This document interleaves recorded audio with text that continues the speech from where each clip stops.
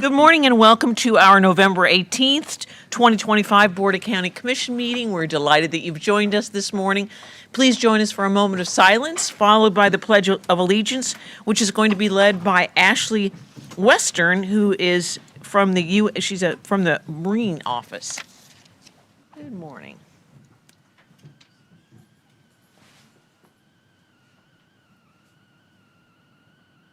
Thank you.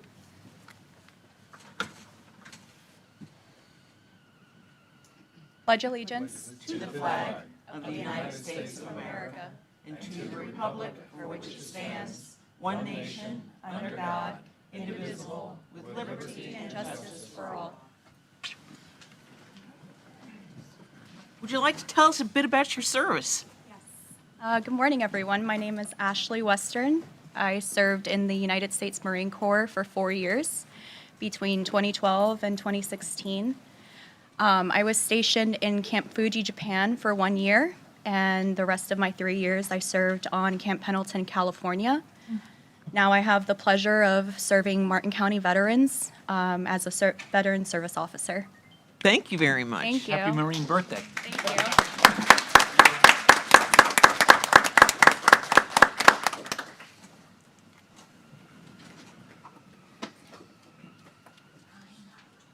Let's see. The agenda today will include two additional items. One is consent 9, which is request approval of renewal addendum to fiber exchange and reciprocal license agreement with Blue Stream Communications, and Department 5 is approve a contract with Miss Elise Elder for the position of county attorney, and we are requesting to withdraw public hearing number 3. Is there a motion to approve the agenda?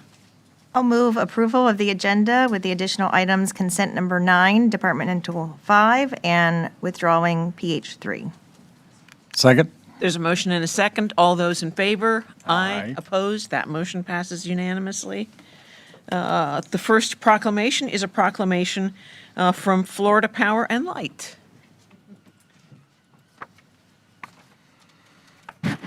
And Marshall is here to make a presentation to the commissioners. Good morning. Morning. Shall I speak first? Yeah. Sure. Good morning, everybody. Chair, commission, staff. This is a special year for Florida Power and Light. We're celebrating our 100th anniversary as a company, and I thought it would be nice, since Martin County is also celebrating its centennial, that we would memorialize the occasion. The truth is, we didn't start providing power in 1925 to Martin County.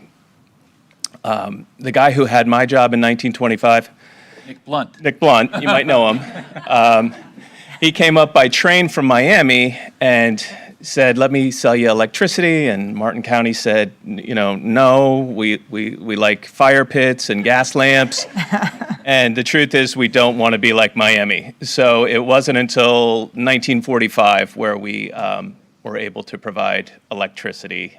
But I do think the relationship does go back to 1925, because we ran the ice plant at Melbourne, and the ice would have to come, Stuart would have to get ice from somewhere. So I do think it's 100 years exactly. So I won't take any more of your time. I know you got a busy agenda, but it's my honor to present this to Martin County on behalf of FPL.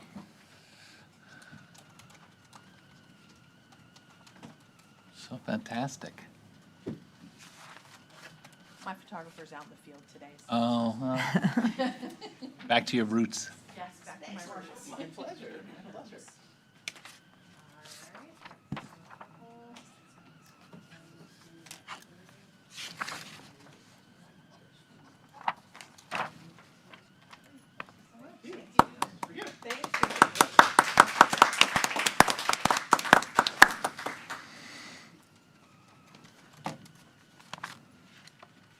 Our next proclamation is a proclamation congratulating the Rio Civic Club upon the occasion of their 75th anniversary in Martin County, Florida.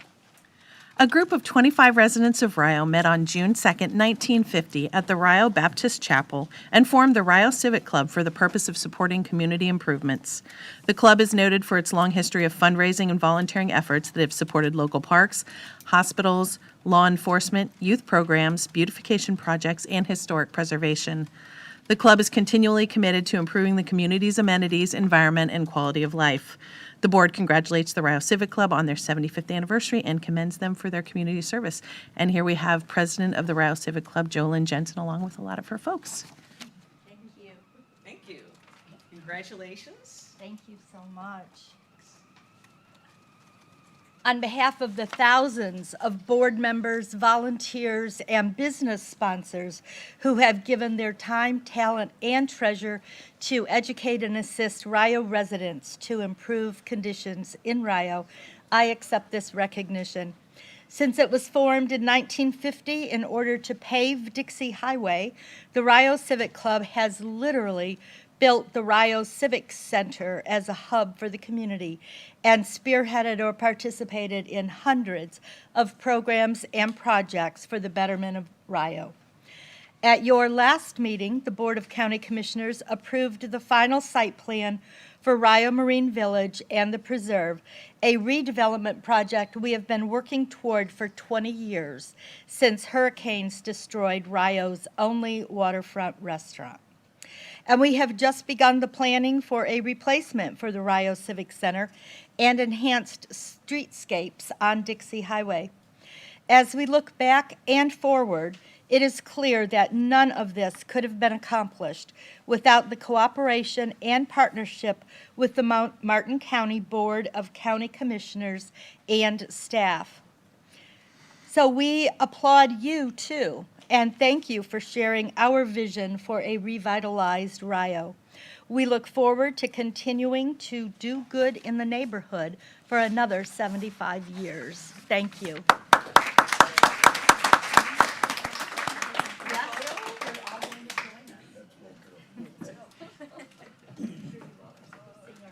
We are. We want you to come back every week, and we'll give you a different project.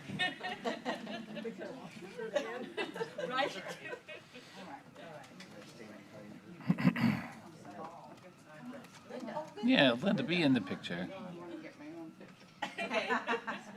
She's shooting with a camera. Oh, she's, She doesn't realize that's cool again. Thank you so much.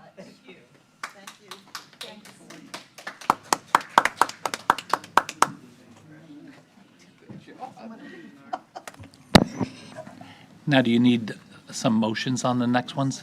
Not yet. Not yet? One more? Yeah, one more. The next proclamation is a proclamation declaring Alzheimer's disease awareness in Martin County.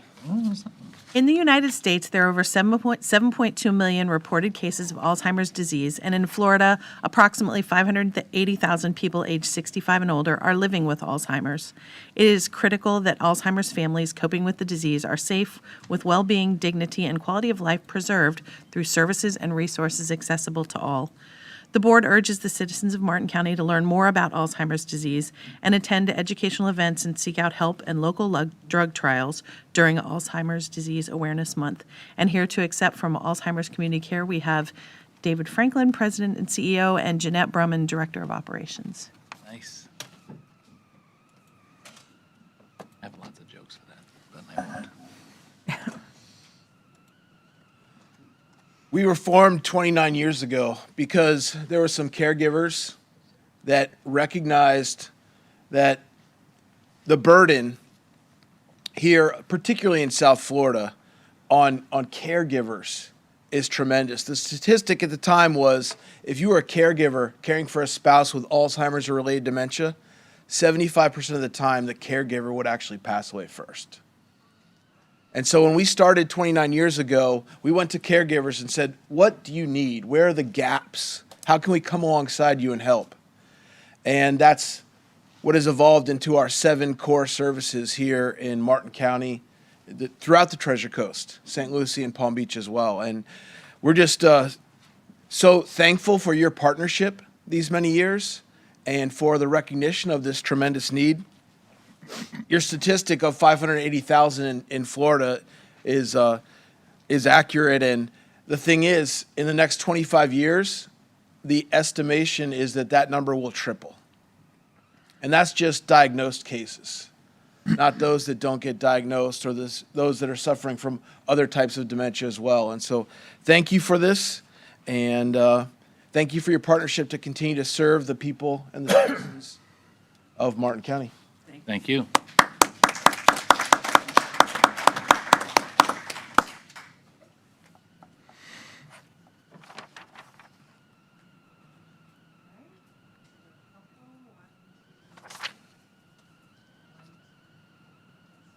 Backwards on the sheet?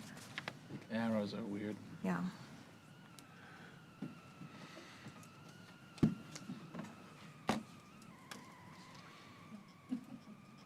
Oh, one arrow goes up, one goes down.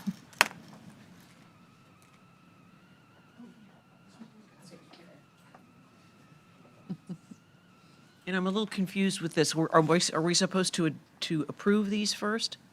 They're not signed yet, so we present them, but then we'll get the signed proclamation to them after we sign them? No, I will send them the signed ones. Okay, so we will present them today, though.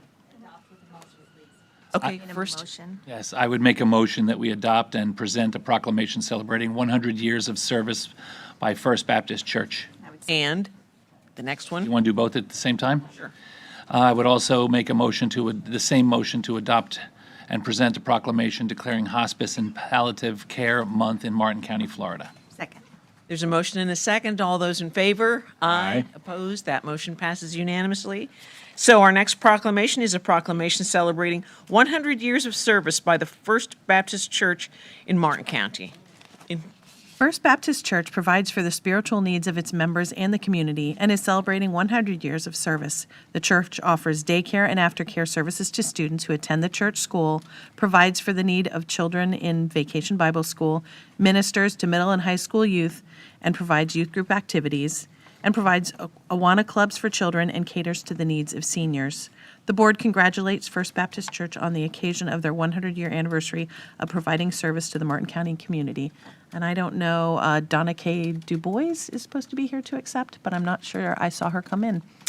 We will accept on her behalf then, and we'll mail it to her. Everyone's turning 100.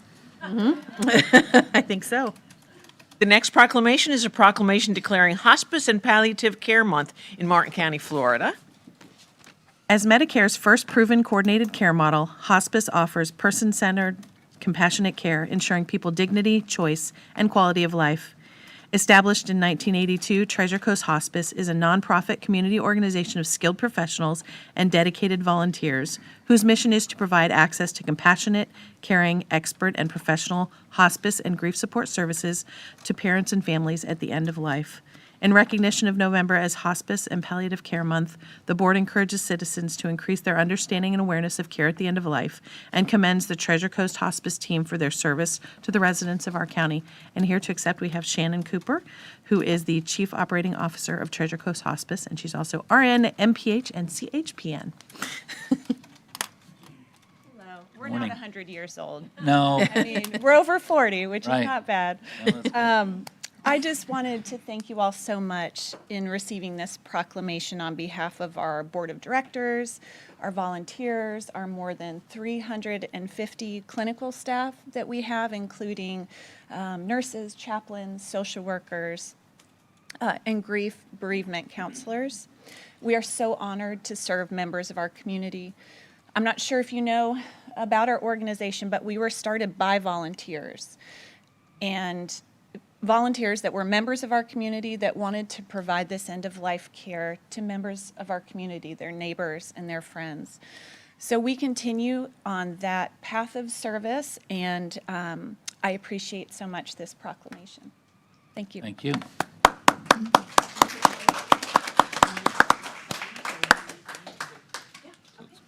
Purely.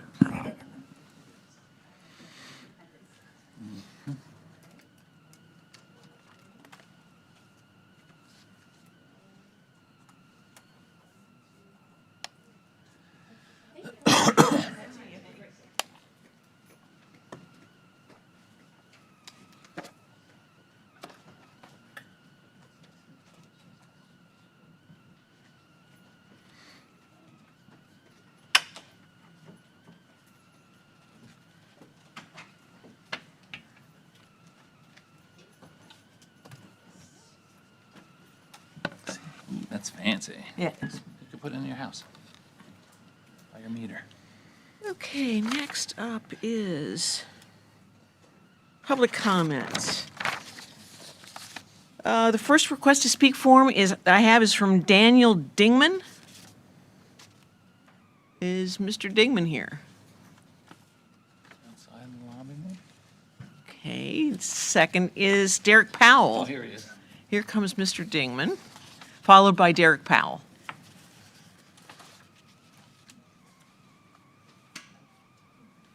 If you're Derek Dingman. Daniel Dingman, yeah. Daniel. Sorry. I'm sorry, I thought we weren't going to speak till 10:30. Sorry to keep you waiting. Oh, well, he might want to do the agenda item. Shall I proceed? Sure. Okay, my name is Daniel Dingaman, 116 South Sewells Point Road. I'm new to the community. I moved here 6 months ago. I purchased a lovely home right on the water. I'm a real estate developer and a real estate attorney. I've developed 4 shopping malls, condominiums, hotels, lots of subdivisions, lots of things all over the country. Never occurred to me that my sewage, my septic tank, would somehow get backflow drainage and the sewage would end up on the street. And that just didn't even occur to me that I would have to look at the drainage system of a road in a place that's as pristine as Sewells and in the greater community. Everyone was telling me, you got to move here. The waters, we love the waters, we love the rivers, we really take care of things. So, there's a drainage easement, there's a grate. Great. I wouldn't pull it up or go talk to the county or the drain commissioner or anyone and say, geez, does it backfill? Do you have backflow preventers? Do you have enough capacity to handle the water as it comes down the street? And if it does come down the street and you don't have enough capacity, does it pool all over the street and cause everybody with a septic tank to have their sewage float to the top and then sit on the street? I mean, the things I've recited that I developed, I'm trying to be braggadocious. I'm trying to share with you that I have experience in this subject matter. And it's always, how do you handle your groundwater? How do you handle your waste? What are you going to do with the vegetation? Don't cut the trees down unless you're going to replant them, that kind of thing. I've got sewage on the street. There's a drainage easement down the side of my house, goes right into the Indian River. There's sewage in the river. I would not swim in the river in front of my house. There's sewage in that. So I'm just a small piece of this whole complicated situation. I recognize that, but concisely my understanding is our community is asking you for more grinder capacity. I know there's a limitation to it, but at the very least, these low-lying properties need to have the capacity to hook up to the sewer system. Otherwise, we're going to continue to see sewage on the street, in our yards, all my landscaping shot, sewage in the river. Guys fish in front of my house all day long. I'm not going to go in that water. So I don't understand the nuances of the issues, but I do believe that you have the capacity to award us, the community, more connections, more benefits. I would urge you to environmentally do the right thing and allow that to occur. Thank you. Thank you. Derek Powell is next, followed by Julie Putsky.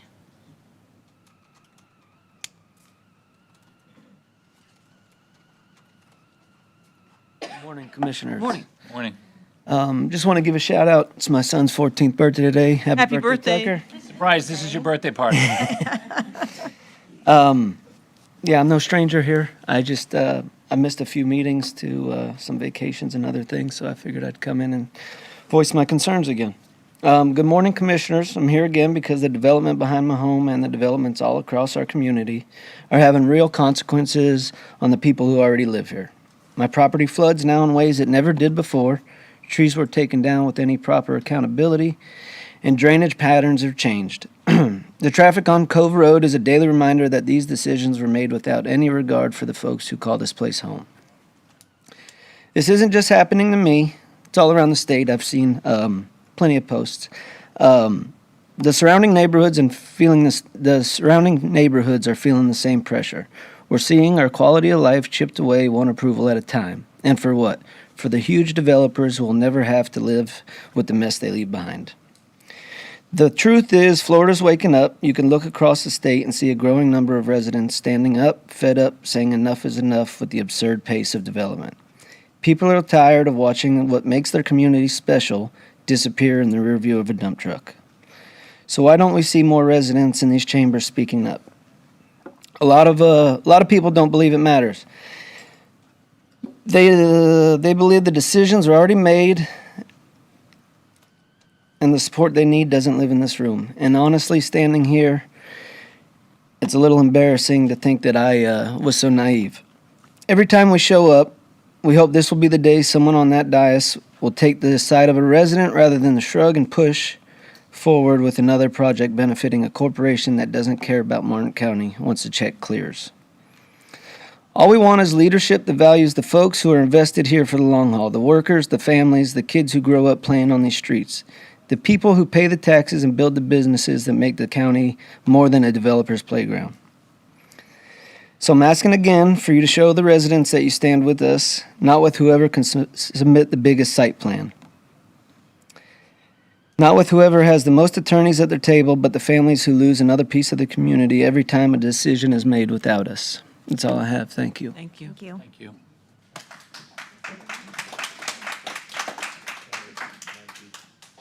Julie Pohutsky is next, followed by Tom Pine.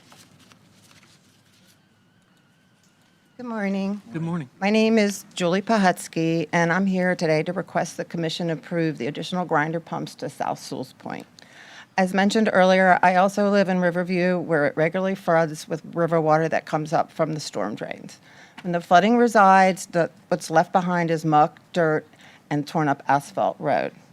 I'm frequently surprised that I live in such a beautiful peninsula community where hundreds of septic systems leave our rivers vulnerable to septic leaching from the fields. On behalf of the residents of Riverview Drive, Palm Road, and Oakwood Court, I'm presenting to you a petition requesting that you approve the needed grinder pumps to help keep our environment clean and healthy. Thank you again for your support and help with our matter. It doesn't go unnoticed. And I don't know, where do I give this? That gentleman right there. Thank you. Tom Pine is next, followed by Wanda Truba.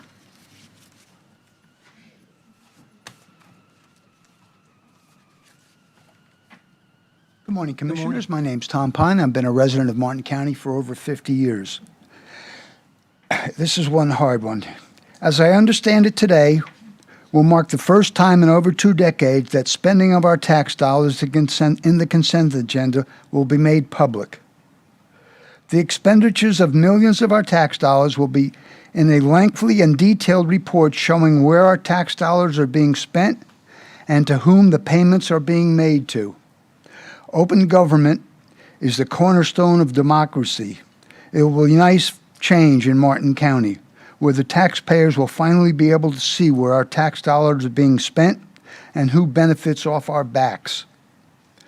While I don't support altering the urban service boundary for the waterside development west of Interstate 95 and Kenner Highway, I also don't support the fact that the ultra-rich can violate the urban service boundary in Martin County on a regular basis because money rules in Martin County.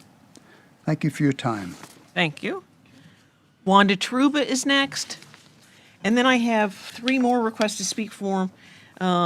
Jackie Thurlow-Lippish, would you like to speak on Department 4 or now? I'll speak now. Okay. Good morning, everyone. morning. Thank you for your service, Commissioners, and thank you for having me here today. My name is Wanda Truba, and I'm a resident of Stewart West. Our property is out at 95 and Martin Highway. It's a beautiful equestrian property. About 13 years ago, my husband and I bought some property there with the intention of building our retirement home in an equestrian center. We did so about 3.5 years ago. We have a multi-million-dollar home, and we love living in Martin County and our community. I'm a board member of the Stewart West POA. As a board member, a PUD agreement change has been brought forward, not by me as part of the board, but by an unrest board of which they are looking to change our PUD agreement to include domestic animals. Right now, everyone knows for the last 30 years, the county has already acknowledged that we are an equine center. We are an equine community. Domestic animals include, if you look it up, chickens, goats, and other types of domestic animals that do not belong in our community.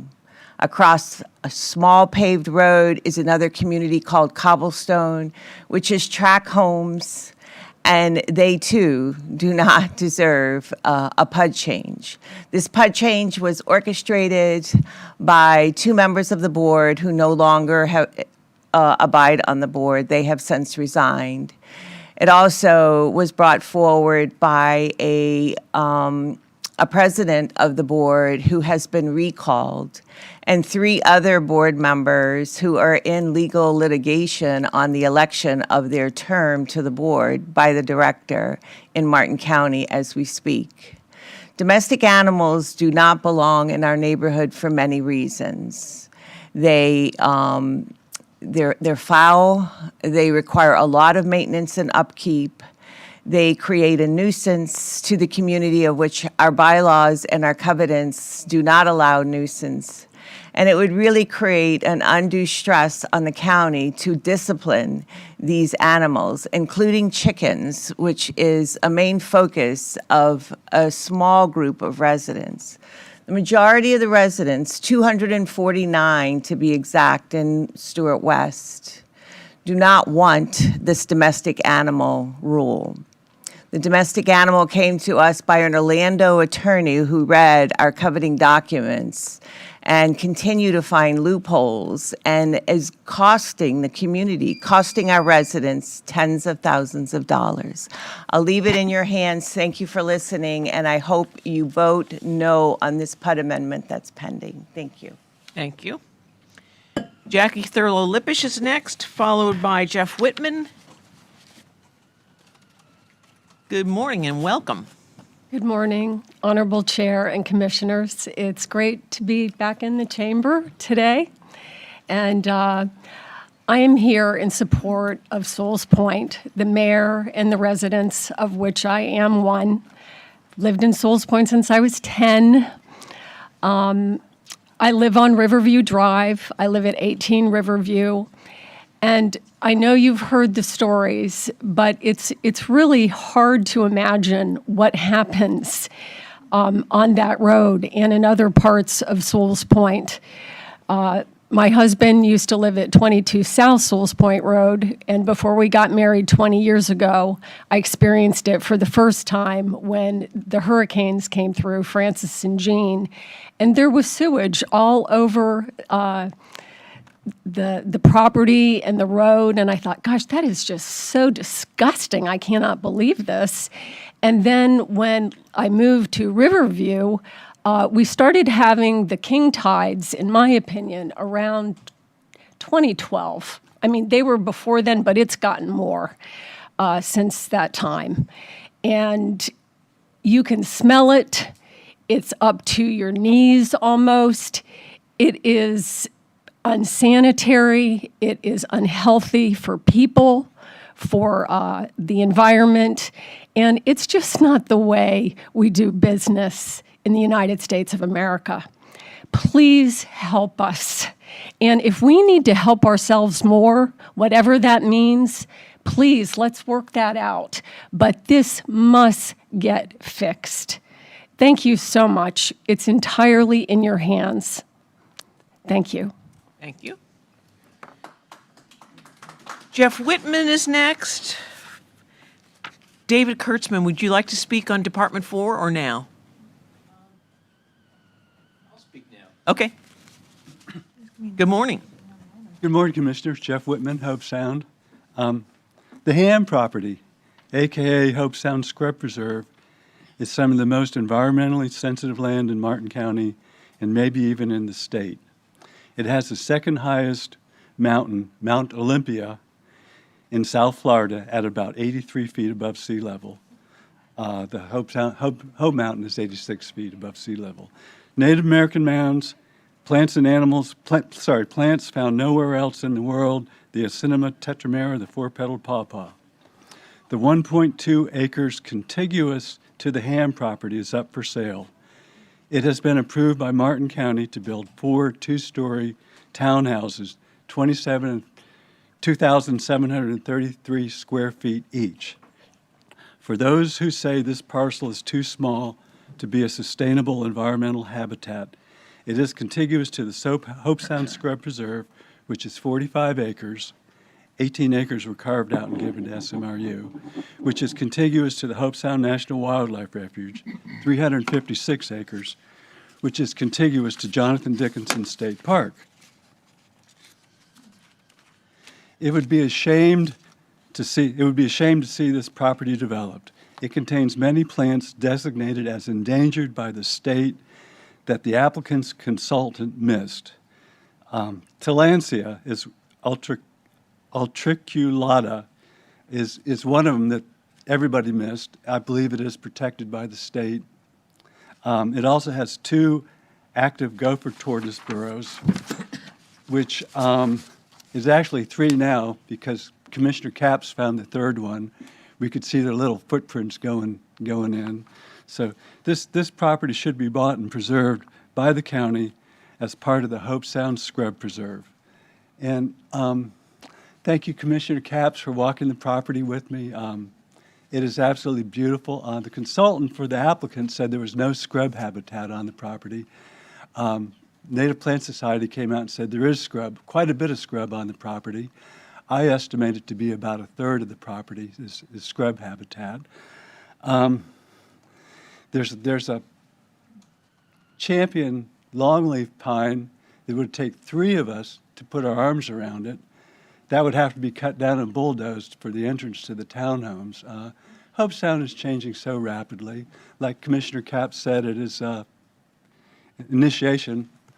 We have to leave something for our children and our grandchildren, and it would be a shame to see townhouses right next to the Hope Sound Scrub Preserve. Thank you very much. Thank you. David Kurtzman is next, followed by Diane Kimes. Would you like to speak now or on Department 4? Pardon me? Now?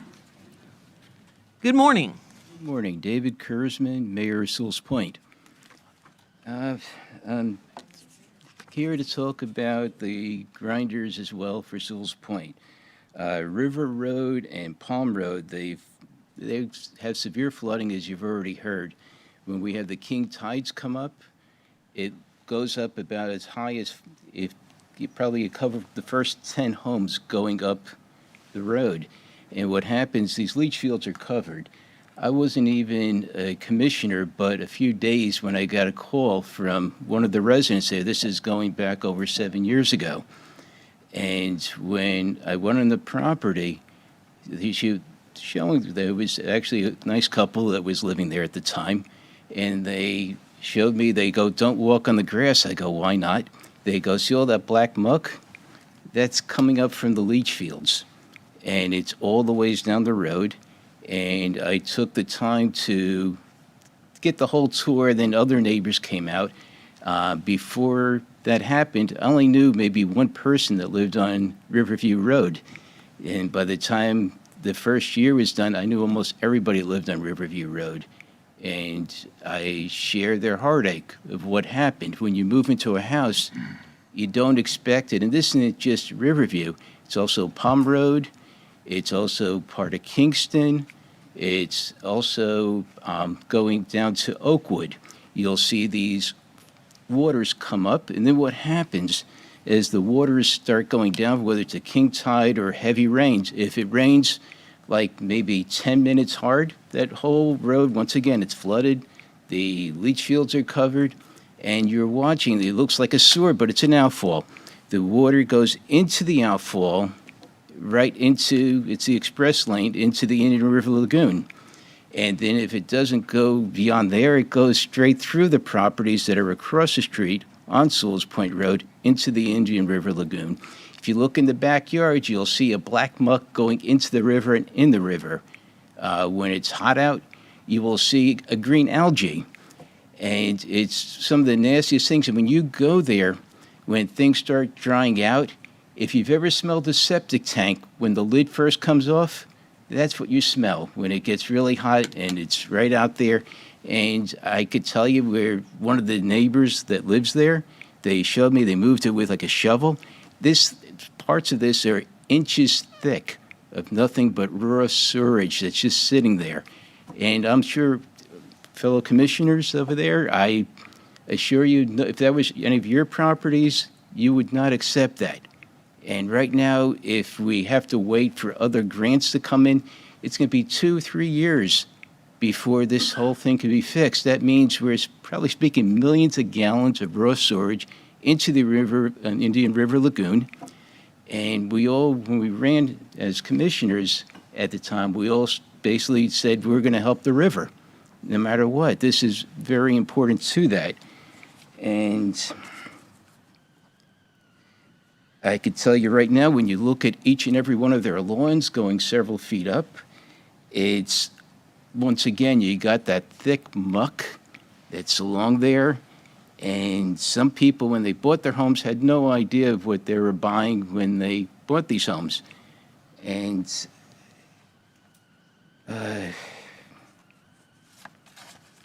forgive me, I'm just reading off a index card. Make sure I don't forget anything here. The people that live on these roads, they can't walk their dogs. They can't have their kids walk in the front. When you go into your house, if you don't take your shoes off, you're trailing sewage into your home. If you have a dog, your dog has to go out. It's a tough situation once again. The dog's paws are now loaded with raw sewage. If you have a cat, the cat wants to come in the house, you can't let the cat out anymore. Is it all right if I speak a little bit more, please? Sure. Thank you so much. Please wrap up. All right.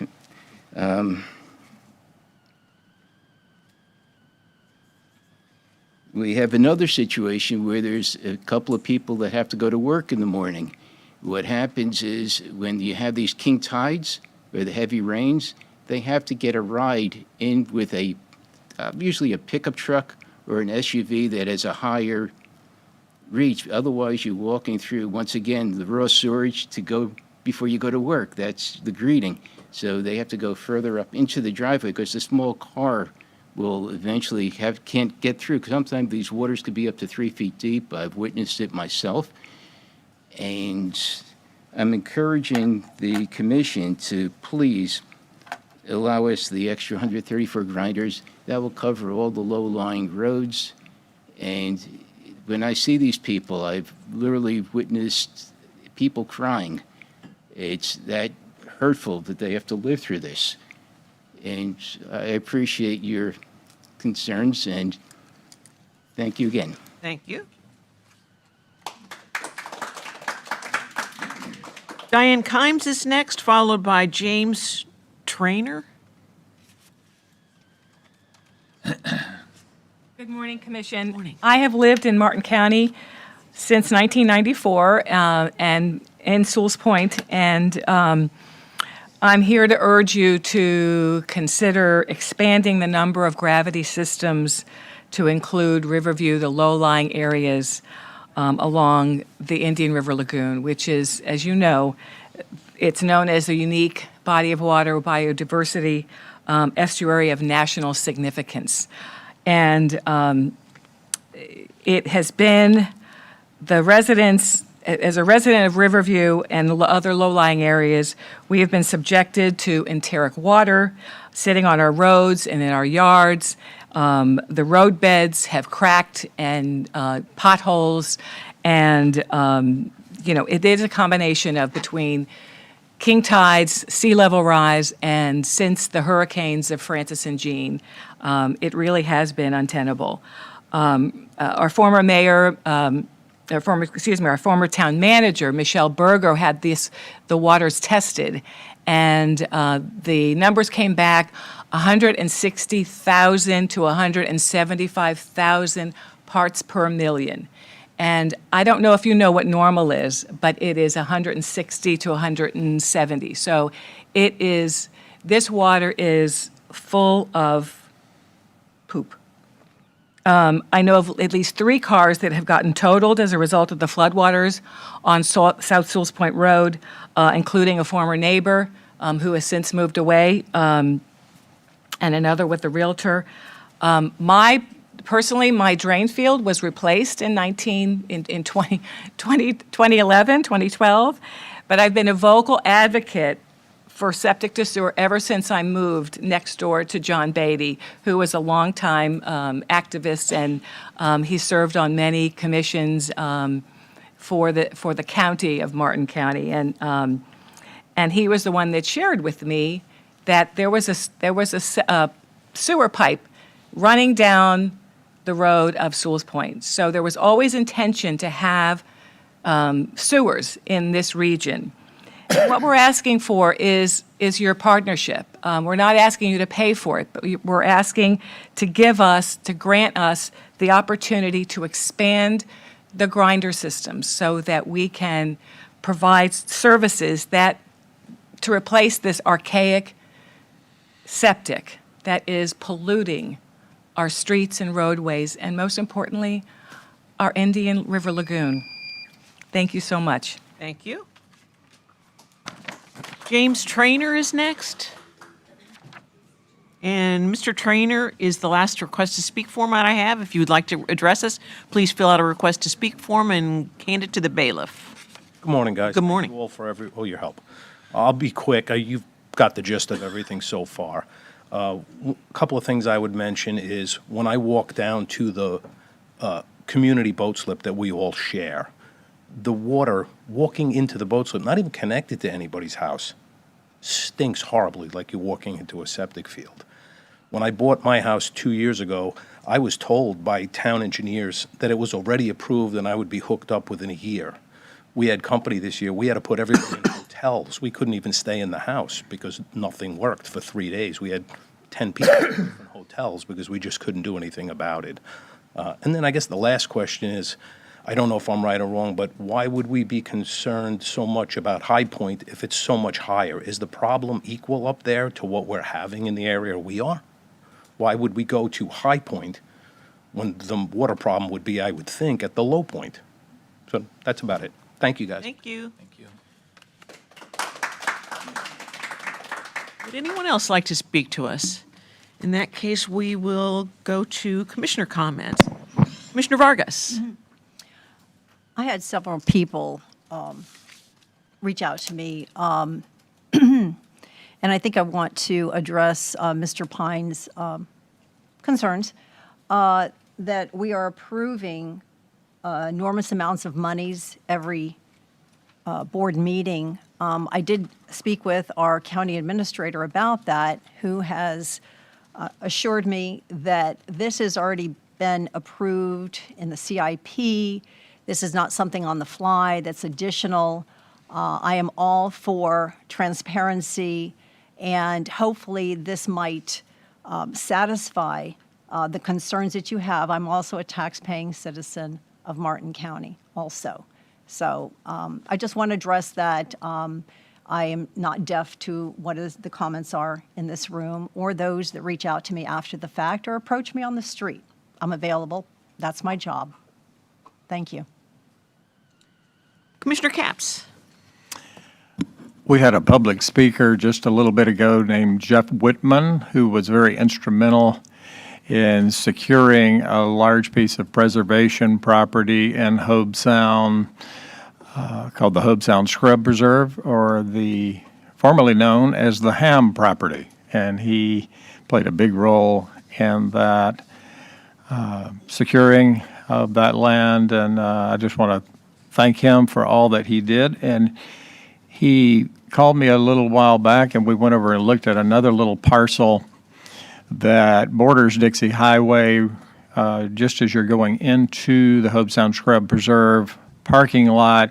It's a small parcel to the north there that could end up being developed with townhouses. The parcel is backs up right to the entrance to the Hobe Sound Scrub Preserve, right there by the exercise equipment. I think it would be really inappropriate to have townhouses right there. And I would love to see our board make it a priority to try to secure that parcel of land. We walked the property and found 3 gopher tortoise burrows, and Mr. Whitman mentioned this gigantic pine tree that would be right in the path of the entrance to this small townhome development that would have to be pushed over. And I think that would be a shame. So I'd just like to mention that if we could prioritize it, it would be a wonderful thing. Let's see what we can do to get that done. And then I wanted to mention that a great pillar of Hobe Sound, Eric Wessel, passed away this morning. He was the owner of Jupiter Island Pools, great community supporter, long-term board member at the Community Chest, which has done so much for the residents of Hobe Sound. He will be greatly missed, and we offer our prayers for his family during this difficult time. Well, Hobe Sound is experiencing some losses. Another pillar of the community passed away last week, and that's Sally Swartz, our beloved journalist for the Palm Beach Post for many years. She had a keen intelligence. She was a wonderfully objective journalist. She had a terrific sense of humor. She was a proud Martin County resident, and after retirement, she became an esteemed friend of mine. She was a wonderful friend and a pillar in the community. She will be greatly missed. Thank you. Commissioner Campy. Wow, the two of you hit with two people, excuse me, that I'm very familiar with, and I had no idea. Eric was a great guy, young. Hobe Sound, yes, in the last couple of weeks has had remarkable amount of sadness and loss, so my sympathies for both of you. Sally Schwartz, when I first came into politics, she was tough as nails. She didn't pull any punches. She knew what her positions were, and she was very good at her job, so that is a loss. A couple of things. One, to Commissioner Kapp's point about the Hobe Sound Scrub Preserve, I have some recent experience on trying to maneuver around development projects that are not necessarily appropriate for their location and the overall well-being of the community. Based on what we heard from the speaker and what you're saying, I agree with you that if that parcel of the Hobe Sound, next to the Hobe Sound Scrub Preserve, needs to be preserved, then I support you in asking staff to get involved in that, because we all know once it's gone, and it would be less expensive to get involved sooner than later, because even from the developer's point of view, if they spend hundreds of thousands of dollars developing a project, they'll be a lot less likely to want to negotiate out of it. We were fortunate in Palm City. We're still working through the details. It's a complicated process, but I think if you have the support of your board and staff realizes that, it might not be half a cent sales tax money, it might not qualify, but there's other opportunities, district funds, ways that you can make that happen. If it's a small parcel, I agree with you, you can't let it get away. Question for Mr. Donaldson, which I know you will need to come back to us. I believe all of us have been receiving quite a lot of emails about a dock permit in North River Shores. I'm not an expert on what that is all about. I've read the emails, but know very well that someone's passionate email does not necessarily explain and lay out factually every bit of the situation, both sides. So I would ask if Mr. Donaldson, maybe by the end of the day, you could just bring the rest of us up to speed on what that is all about, so that when I do get any communications from residents about my opinion on whether that should or should not be happening, I would know, I'd be more aware of what the set of circumstances are. Thank you very much. Commissioner Heatherington. Yes. I would like to thank our Veteran Services Office and all of those that helped plan the Veterans festivities, parade, and memorial service last week. It was a fantastic event. The weather was phenomenal, a nice, cool day, and we all enjoyed it so much and honoring our veterans. So thank you for those that planned that. And then I had on my list also the dock permit in North River Shores. I would love to get more information. And then following up on Mr. Powell's comments, I I believe that there's a screening issue where the mobility path comes right up through and next to his driveway. I think if any of us had recognized that when the PUD was approved, that we would have tried to screen that. So after the fact, I don't know what can be done, but I would like to see us try to work with him as a county and at least screen that mobility path. And that's all I have today. Commissioner Campy. Thank you. I forgot one thing. I noticed before I received a phone call, and maybe many residents did, if you've driven on Indian Street from US 1 almost to the Turnpike entrance in Palm City, there is a large trail of splashed white and yellow traffic paint. It's very noticeable. You can see when the truck had to stop at a red light because there's a puddle, and then it continues, but it's not like a little drip. It was a tremendous amount. I got an email from someone that said, hey, what about this? And I thought they were complaining, like, why isn't this handled? I said, don't worry, I've seen it. We'll have staff try to figure out. Not that many people are driving around with trucks full of yellow and white traffic line paint. And he said, no, it was us. And I would like to work with the county to correct it and clean it up. So I would share with you afterwards who did it and what their plan is to clean it up. I told them they wanted to do it over the weekend just on their own. I said, it's Indian Street. Let's not do it that way. So I want to get with you, Mr. Gordon. But I just want, I don't know, I don't have permission to say his name, but I thought that was very responsible of someone, because it's a big mess. All the way to the Turnpike, from US 1 to the Turnpike. You can see they even pulled into Wawa and dripped it all out into the Wawa. So I have someone that's willing to clean it up, and I thought that was nice. They live and their business is located here. So kudos to them for correcting their mistake. And that same business owner called me yesterday and tattled on himself also. Commissioner Vargas. Yes, referring back to the North River Shores dock, it's my understanding that the POA has legal rights to build the dock.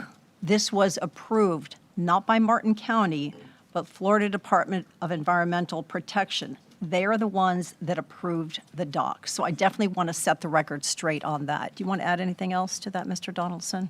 Because that's in my district, so I definitely. No, that's fine. I was going to get with Smith's Elder and report back at the end of the day on some, so, thank you. Also, several of us attended the ribbon cutting and cocktail party to celebrate the opening of the Mariner Sands Clubhouse. Mariner Sands is a longtime development. They've been here since 1978 and just bulldozed their clubhouse and built a new one, and it's spectacular. Tell them that it didn't cost the residents any money. And it didn't cost the residents any money. They had a financial genius, according to the president of the association, who had been planning for this for about 10 years, and they had been gradually accumulating monies so that when it came time to approach the residents about whether or not to build a new clubhouse, the vote was 86% in favor of it because they didn't have to assess themselves. They already had the money. So great job, Mariner Sands. We tried to recruit him to work at the county, but they refused he wants to be anonymous. So we're still working on figuring out who he is. It's not the same guy that dripped the paint down Indian Street. Mr. Donaldson. Just the first thing real quick is I did see that a couple of you all supported us investigating the property, Jason Ham property. If I think there's more than three, I see enough head nods, we will have staff work on that. Thank you. Caps parcel? Yes. The next item is it's regarding brownfield, and this is the third time we've done this. I think in our history, I don't think we did any for decades, but this is regarding a brownfield, and it requires a public announcement. It's the same one I did before, except the previous announcement had to do with a community meeting. This one will be here at the chambers. So, as follows. There will be two public hearings requested by Oasis Development, LLC, and the Palms of Hope Sound LLC for the Board of County Commissioners to adopt a resolution designating property located at Southeast Gomez Avenue in Hope Sound, Florida, as a brownfield under Florida Statute Section 376.80. The meetings will be held before the Martin County Board of County Commissioners on December 9th, 2025, and January 6, 2026 at 9 a.m. or soon thereafter, as the matters may be heard. The public hearings will be held in the Commission chambers at the Administration Building located at 2401 Southeast Monterey Road, Stuart, Florida, 34996. Thank you. Mr. Donaldson, is that the former Carnation Farms? I believe, yes. Okay, just so the neighbors know, that's what we're going to be considering on December 9th. That's correct. Carnation Farms, Hope Sound, off of Gomez. A brownfield declaration, which Yes. necessitates a federal cleanup, correct? State. State? Okay, all right. So alert your peeps. Thank you. Ms. Elder? In that case, we are going to have our reorganization meeting this morning. The first item is we elect a chair and a vice chair. Commissioner Capps. I think Commissioner Hurd has done an excellent job as our chair in the last year, and I would move that she remain as our chair in the coming year. Commissioner Heatherington. Yes. I put my light on because I wanted to say thank you, Commissioner Hurd, because it's been a very busy year of both our centennial and a lot of environmental advocacy in Washington and Tallahassee. So thank you for your leadership and representation. And I was going to move that Commissioner Campy procedurally move up to chair and move that Commissioner Capps, because he's been very involved throughout the year, become vice chair. Commissioner Vargas. Yeah, I really enjoyed working with Chairwoman Hurd, and I think that she deserves to be in that position. We do appreciate your insight and your fortitude, and I will second what Commissioner Capps has put forth. Thank you. It's well-deserved. Thank you. Well, there's a motion and a second for me to remain as the chair and for Commissioner Campy to remain as vice chair. Is that? I would like to be considered for vice chair. I have definitely put forth a lot of effort, and I think also we need a fresh voice. He's been vice chair, he's also been chair, so it's time to, shuffle a bit. Well, Commissioner Capps, it was your motion, so who's vice chair? I would like it to have it be separate motions as historically the way it works. We don't normally bundle the two positions. Okay. So there's a motion for me to remain as a chair and a second. All those in favor? Aye. Opposed? That motion passes unanimously. And now we will entertain motions for vice chair. I'd like to move Commissioner Campy remain as vice chair.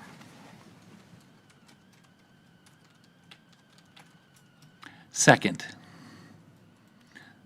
And the reason I'm seconding that is, with all due respect to Commissioner Vargas serving 1 year on the commission, as well as the fact that it's a very complicated position, commissioner in general. And I think to assume that you are prepared, with all due respect to you and your history in the private sector, I don't believe that 1 year on the commission would be appropriate for you to be vice chair, which means you'd have to serve in the position. If the chair is not available, you would be addressing organizations. And I don't want to get too deep into the weeds, but I think your first year has been a learning year. I don't know if it is a springboard to board leadership at this point.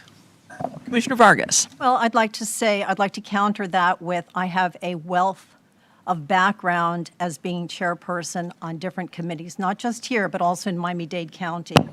And while I appreciate your comments, I think we need freshness in the chairs. So 1 year, 5 years, some people are never ready for the position. I feel that agree with it is you. appropriate that I am ready for the position. I'm a successful businesswoman also. So I've been able to have a lot of insight and be able to grasp tremendous amount of information, well, in just less than a year. It'll be coming up a year on the 19th. Tomorrow. Commissioner Campy. Thank you. I don't want to go into a back and forth. We vote, we take motions and vote. There's 5 of us. I personally think that you are, not just you, I think most people with a single year of experience would be unheard of for that level, and your experience in Miami-Dade, I'm sure most people would assume, does not necessarily equate to what happens here. I don't want to get into a back and forth, but I personally don't believe you are prepared.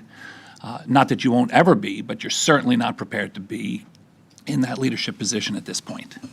Commissioner Vargas? Well, I appreciate your opinion. However, I think it's very narrow. And I think that I presented myself in a way that is very well aware of what's going on here in Martin County. Having grown up as a child here and come back several times, I've seen the transformation. And under your leadership, there's been tremendous change of development. People don't want this at all, and we need to be able to have a different perspective. I saw what happened in Miami-Dade County, Broward County, Palm Beach County. We are not those counties. So perhaps a change is necessary. I guess we'll see what the 5 of us think. There's a motion and a second. All those in favor? Aye. Opposed? Opposed. That motion passes 4-1 with Commissioner Vargas dissenting. I'm staying as vice. That was the motion. You made it, I Yeah. seconded it. Yeah. So now we'll approve the use of the prior chair, this, Don't need to do that one. don't need to do that one. Adopt a resolution designating who may sign documents on behalf of the board. Is that everybody? Yes, I'll put you chair, vice chair, and then down by. Do we need to adopt a resolution? I'd make a motion to adopt that resolution. Second.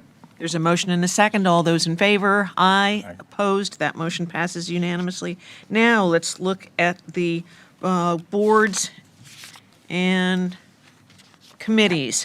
Commissioners, look on page 31, and you will see the commission representation currently. Commissioner Campy. Since we are in the season of leaving things as they are, I would make a recommendation that since it's only been a year, especially with my newer colleagues and those that are the longer-serving commissioners just got into some new positions, yourself included, Madam Chair, Commissioner Hetherington, I would make a motion that we leave our current positions as they are for the coming year. Commissioner Vargas. Yeah, well, that's not possible because canvassing board chair, I would like to be appointed as the chair for that. We have the commissioner, Hetherington, who is running for office next year, so that's not possible. Definitely want to request that position, and there are several other positions that I would like to shuffle around. Keeping things frozen, static, is not healthy at all. So there is a lot of change in the air, and I think this is the proper moment, this is the proper year for it. So if you want us to tell you what we would like. Sure. All right, fine. So as I said, the Affordable Housing Advisory Committee, I would like to remain on that. The Canvassing Board I Chair. would like to return to the affordable housing. Excuse me, I'm Just saying speaking. so that if we're debating back and I'm forth. speaking. Very well. Not acceptable. Not acceptable. I'll just deal with what I'm referring to. The Affordable Housing Advisory Committee, I would like to stay on that committee also. Canvassing Board Chair. The MPO, I'm a member of that also, as required. Small County Coalition Chair. The Treasure Coast Council of Local Governments, I would like to be considered as an alternate for that, and an alternate for the Treasure Coast Regional Planning Council and Value Adjustment Board. I was appointed on the committee. I'd like to be an alternate.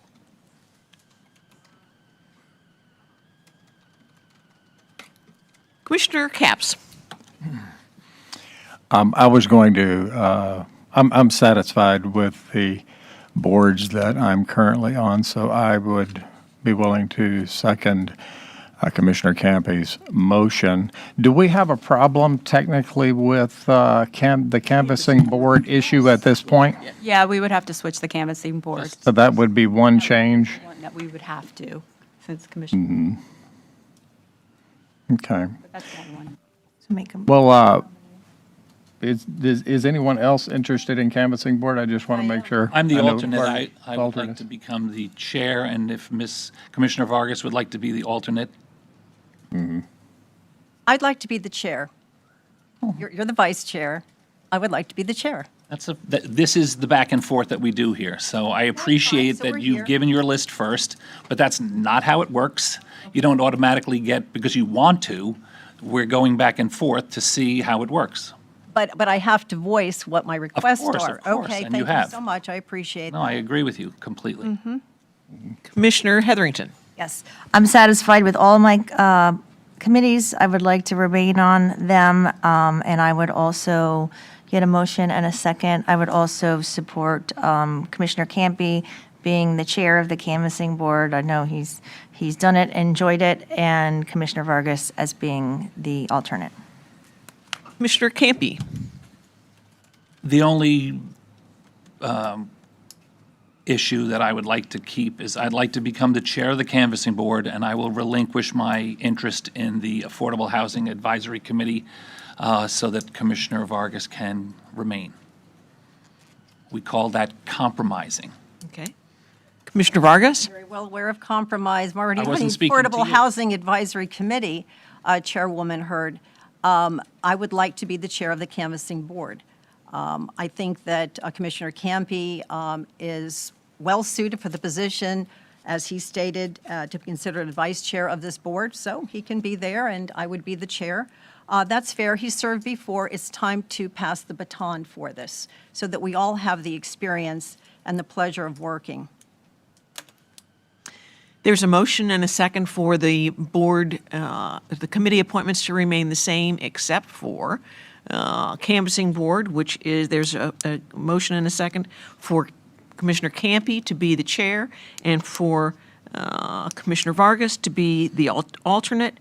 Then the rest of the committees remain the same, correct? No, I'd like, as I requested, the Treasure Coast Regional alternate, Value Adjustment Board alternate, Small County Coalition Chair, I'll remain the same, the MPO I'm on, and Chair of Canvassing Board. I'm already on the Affordable Housing Committee, so We have a motion and a few changes. There's a motion and a second.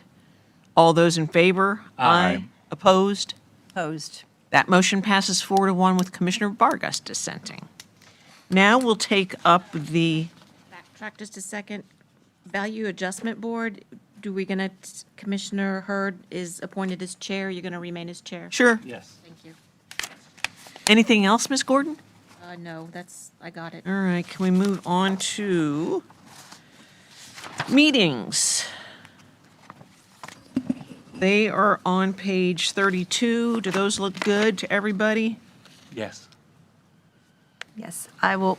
I'm concerned about November, but apparently that's just, there's only one meeting. I guess that's because it's an election year, Yes, it's an election on November 3rd. and we can't, what's up with November 10th? We can have a meeting. I'll do 2 in a row. 1 a month is light. Is there any, Madam Chair, I agree. Is there any reason we can't have a meeting on November 10th? We do have sometimes meetings back-to-back. I believe we're doing that in December of this year. No, you could have, excuse me, you could have a meeting on November 10th. Is there a conflict? One commissioner was going to be out. There's 5 of us. I think the So we do it on the 10th. the 10th and the 17th. I mean, you had a meeting without me, so we have a meeting without one. I would make a motion that we add an additional meeting for the month of November 2026 for November 10th. So we would have the 10th and the 17th. Residents need more than one meeting a month. I There a agree, I'll second. There's a motion and a second to adopt the calendar, adding November 10th to the meeting schedule. All those in favor? Aye. Opposed? That motion passes unanimously. Now let's look at holidays. That's on page 34. Is that the next item? I'd make a motion to accept the scheduled holidays as they are presented. Second. There's a motion and a second. All those in favor? Aye. Opposed? That motion passes unanimously. And lastly, is there a motion to adopt the rules of procedure? Any changes proposed? Seeing that the rules and procedures are the same as they have been, I'd make a motion that we accept them. Second. There's a motion and a second. All those in favor? Aye. Opposed? That motion passes unanimously. Commissioners, we are now going to run into a preset. I don't want to start the meeting, I don't think, because we're going to run into the preset. So you want to take a break until 10:30? Yes. We will break until 10:30.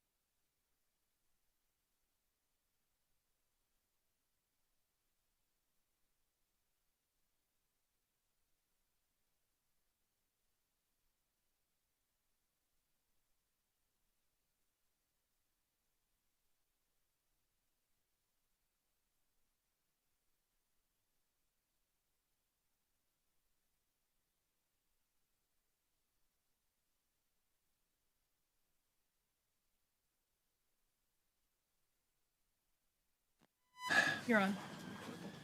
We are back. We are resuming our meeting, taking up our preset, which is Department 4, which is a request from the town of Sewell's Point to provide an update on its septic to sewer projects. Good morning, Mr. Amerson. Good morning, Madam Chair and Commissioners. Always good to be with you again. As you stated, this item was at the request of the town of Sewell's Point, and I'd like to just give you a little brief background on where they are. In 2022, the Sewell's Point Commission authorized a septic to sewer conversion with the assistance of an $8.4 million grant from the FDEP. The town and the county entered into two interlocal agreements. One was for the construction of 169 connections for grinder sewer, and the second was for 171 connections. So for a total of 340 grinder sewer systems to serve 340 parcels in low-lying areas. And so that was what was approved in the interlocal agreement. Since then, the town has had a special meeting. Mr. Daniels discussed 4 options for the town to consider. They selected, I think, option 1 and option 4. And I think that Mr. Daniels is here this morning, and also the town's consultant, Joe Capra, and I believe they wanted to address the board. I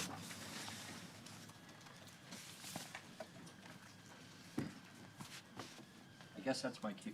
That's your cue. Good morning. Great, thank you, Sam. Sure. And thank you all for having us here and entertaining my town commissioners who are also here. If I can just take a quick moment and introduce you to everybody.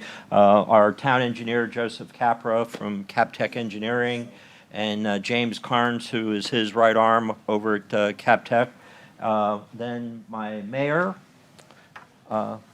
Dave Kurzman, and my vice mayor, Vinnie Burrill. I also have Commissioner Titigas, Commissioner Mayfield, and Commissioner Fender. So I got all 5 of them here. So, and I'll be seeing them again tonight because we have our meeting tonight. But anyhow, I don't want to take up a lot of your time, but I did want to let you know that we're obviously we're very fortunate, working hand in hand with Sam and Don. They've been most gracious and very helpful as we proceeded through this project. And I know I've talked with some of you one-on-one, and you pretty much know we've been trying to get this thing done. The grant, I guess, that we're up against ends at the end of June. And the reason why we had our meeting to discuss different options is I didn't realize that we were going to have an opportunity to come back before you. So I appreciate that, but the options that we looked at basically were doing some gravity work, and Joe will probably walk you through that, but we're doing 70, I believe it's 76 connections in the Rio Vista subdivision through gravity, which has gotten the okay from Martin County Utilities to do that. But we also, looked at an option of trying to move grinder units from people that have already been expecting them, and you might have heard from some of those folks, I understand, earlier under public comment. But, they got upset because, some of them had bought homes because they knew that they were scheduled to get sewers, and so it's, so the commission decided just to proceed as the way that we had planned and going with the 340 units and taking a look at it of what the future is going to bring. And it's from us looking at what we have in the future, which kind of got us to some options that I think Joe is going to explain to you, and we kind of ran by Sam and Don, and so we're showing you if there's an opportunity that we can do this. I mean, I'm most gracious, and we're here with our hat in hand, so to speak, but I really appreciate this opportunity. So not to take any more of your time, Joe Capra. Thank you, Bob. First of all, I appreciate you guys taking the time to hear us this morning. I'm Joe Capra with the Town of Sewell's Point Engineering. I'm the town consultant engineer, of course. I've been their engineer for many years. Actually, we've been working on sewers for 30 years, believe it or not, with the help of your Martin County Utilities Department. And I want to thank Don as well as Sam for allowing us to make the presentation. Essentially, this has been a team effort, and I want to first start with that. It's not us against the county staff, it's us working with the county staff, and we've been very successful on this program in making it work. So I just want you to know that's what we're here to talk about, is how we can continue it and, quite frankly, finish the job of providing sewers for the whole town of Sewell's Point. So that's what we're here to talk about today. I'm not going to continue or repeat what Bob spoke about, but I think most of you know, you're going to hear the numbers and so forth, but we received an $8.4 million DEP resiliency grant for sanitary sewer. And quite frankly, hand in hand with that, we've also received several resiliency grants relative to stormwater management. And we have a very extensive program on that, which I'll just touch on today, but I just want you to know they kind of need to work hand in hand. I don't know, Sam, you can move us forward a little bit? I just one. Donna's got it. Thank you, Donna.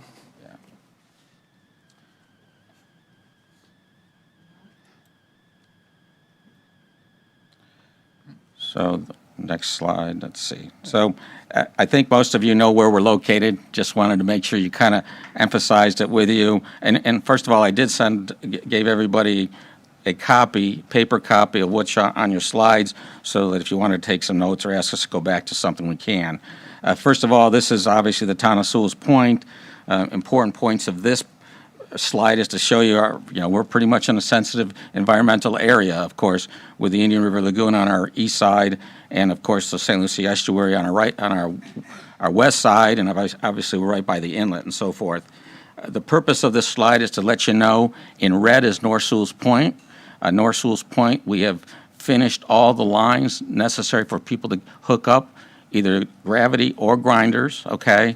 And it's a combination of both types of systems in North Sewell's Point. So all the lines have been in place there. So, we have about a 50% hookup rate in that area since those were finished a couple years ago. So that's the good news, right? The blue area, which is the commercial area, that also has sewers. Every one of the commercial businesses in there, we've hooked up sewers to for that. Those are actually hooked up. Whereas the difference in North Sewell's Point, we made sewers available. In the blue area, they actually were hooked up. And obviously the town hall itself was hooked up in that area. The green area is what we really want to talk about today. We call it's the South Sewell's Point area. And essentially, again, we would like some consideration on potentially, first of all, we're going to build some gravity, but we also want consideration for some more grinder stations in that area. Next slide. Essentially, I want to point out, and this one I'm not going to talk extensively on any of these slides more than just touch on them. We have a resiliency program. The one that's in front of you kind of shows what's going to happen with sea level rise, and a great portion of our community is going to be underwater. So we're responding to that now. And the first thing we'll talk about is stormwater, and that's the next slide, please. Essentially, in South Sewell's Point, and we want to continue this in North Sewell's Point, but we need to do that with the county. But essentially, we have 4 phases of that project. As you work from the south, the blue one is phase 1. We have raised the road. We've put in stormwater storage. We've put in backup pump systems and everything. It's complete. It's installed. Second slide, the second area is the area called phase 2, which we're bidding. This slide here shows you what phase 1 looked like before on the left and what it looks like now on the right. So we've pretty much considered the flooding that happens out there from king tides and sea level rise and so forth. Going back to the other slide, if we go back, the green area is under construction right now. It's 85% construction complete.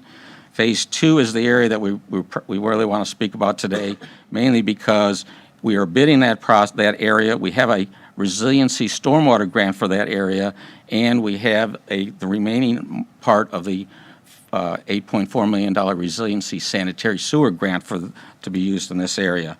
And the last but not least is phase 4 as we get closer to Town Hall and East Ocean Boulevard, and in that point we are applying for grants and completing the design now. Next slide you've already seen, so we'll go to the next slide. Just a really quick summary. In 2015, you did a study, and I helped in that study called a septic system elimination study. The town was ranked number 12, okay? The county is working as hard as they can. Sam and his group is doing a phenomenal amount of work on this and trying to get all the different areas hooked up to sewers, and certainly with your blessing and so forth. And I just want you to know, it turns out we are not going to get sewers possibly for 10 years. So what the town did, okay, is they said, listen, we need to expedite or try to move this forward. So they, of course, have decided to move forward with grants. We've applied for the grants. That's how we applied for the 8.4. We set up plans. We did permitting. And with all of this is with the Martin County Utilities oversight. And we are actually taking on the construction, observation of construction and grant administration services. The next slide, again, what we had to do, like everything else, is we had to do a study to determine how we were providing sewers to the town, okay? And we looked at low-pressure systems, gravity systems, we looked at vacuum systems and so forth, everything that the county asked us to look at. But we have to all understand, in the bottom right-hand corner, you can see our town commission criteria was very specific. No mandatory connection, and that's kind of a little misnomer. Basically, it means no mandatory connection unless your drain field fails, okay? If that happens, you have to hook up, okay? Second thing, no mandatory assessment. Well, that's kind of a misnomer also, because the way it works is the grant pays for the lines in the road and so forth, and then when the person gets ready to hook up, they basically have to pay a fee for that, which is about the same fee that you are having the rest of the residents in Martin County pay. And that number, we tell people it ranges between $8,000 and $12,000 a connection. What the point is there will be a hookup fee. It's not an assessment, it's a hookup fee when they're ready to hook up. But the last item on there in criteria is we have to have an interlocal agreement with Martin County. And it's important to recognize you are providing water service to all our residents, and about 50%, almost 50% of our residents are residents in the north, as well as commercial businesses. Also, you provide service. And obviously, we want to continue that to the south, and that's the purpose of why we're here today. So if we get what we want today, or if we get parts of what we want today, or whatever, we will have to come back with you within the next 30 days to get a signed interlocal agreement. And that's an important item that we will need to ultimately do. The next slide just kind of explains about the $8.4 million grant. Again, the grant requires a match. So in other words, if we get $8.4 million and spend $8.4 million from DEP for this grant, our residents have to pay $8.4 million in match, okay? Now, we may not have to spend all $8.4 million, but the fact of the matter is we have to match whatever we take from the grant, okay? And so that's why we've set up a construction connection package fee, and that's the price to hook up. And again, I've already explained that could range to be up as much as $12,000 a connection, which we understand is, quite frankly, the goal you have on your connection rate for your residents, so throughout the county. So I just want you to know, we're not paying any less. Our residents are paying the same amount as any resident in the county are going to be paying, okay? Anyways, the big item here, again, next slide, is really, we just want to talk about what we built, and I don't want to kind of repeat this. We started with $8.4 million. The deadline is June 2026. That's a very ambitious schedule to get more work done. Essentially, the purple items, which has already been completed, there we have about a 22% hookup rate. That's been finished since last December. And then the gray areas, which is under construction today as we speak, to provide sewers to the low-lying areas to the south end of the town, okay?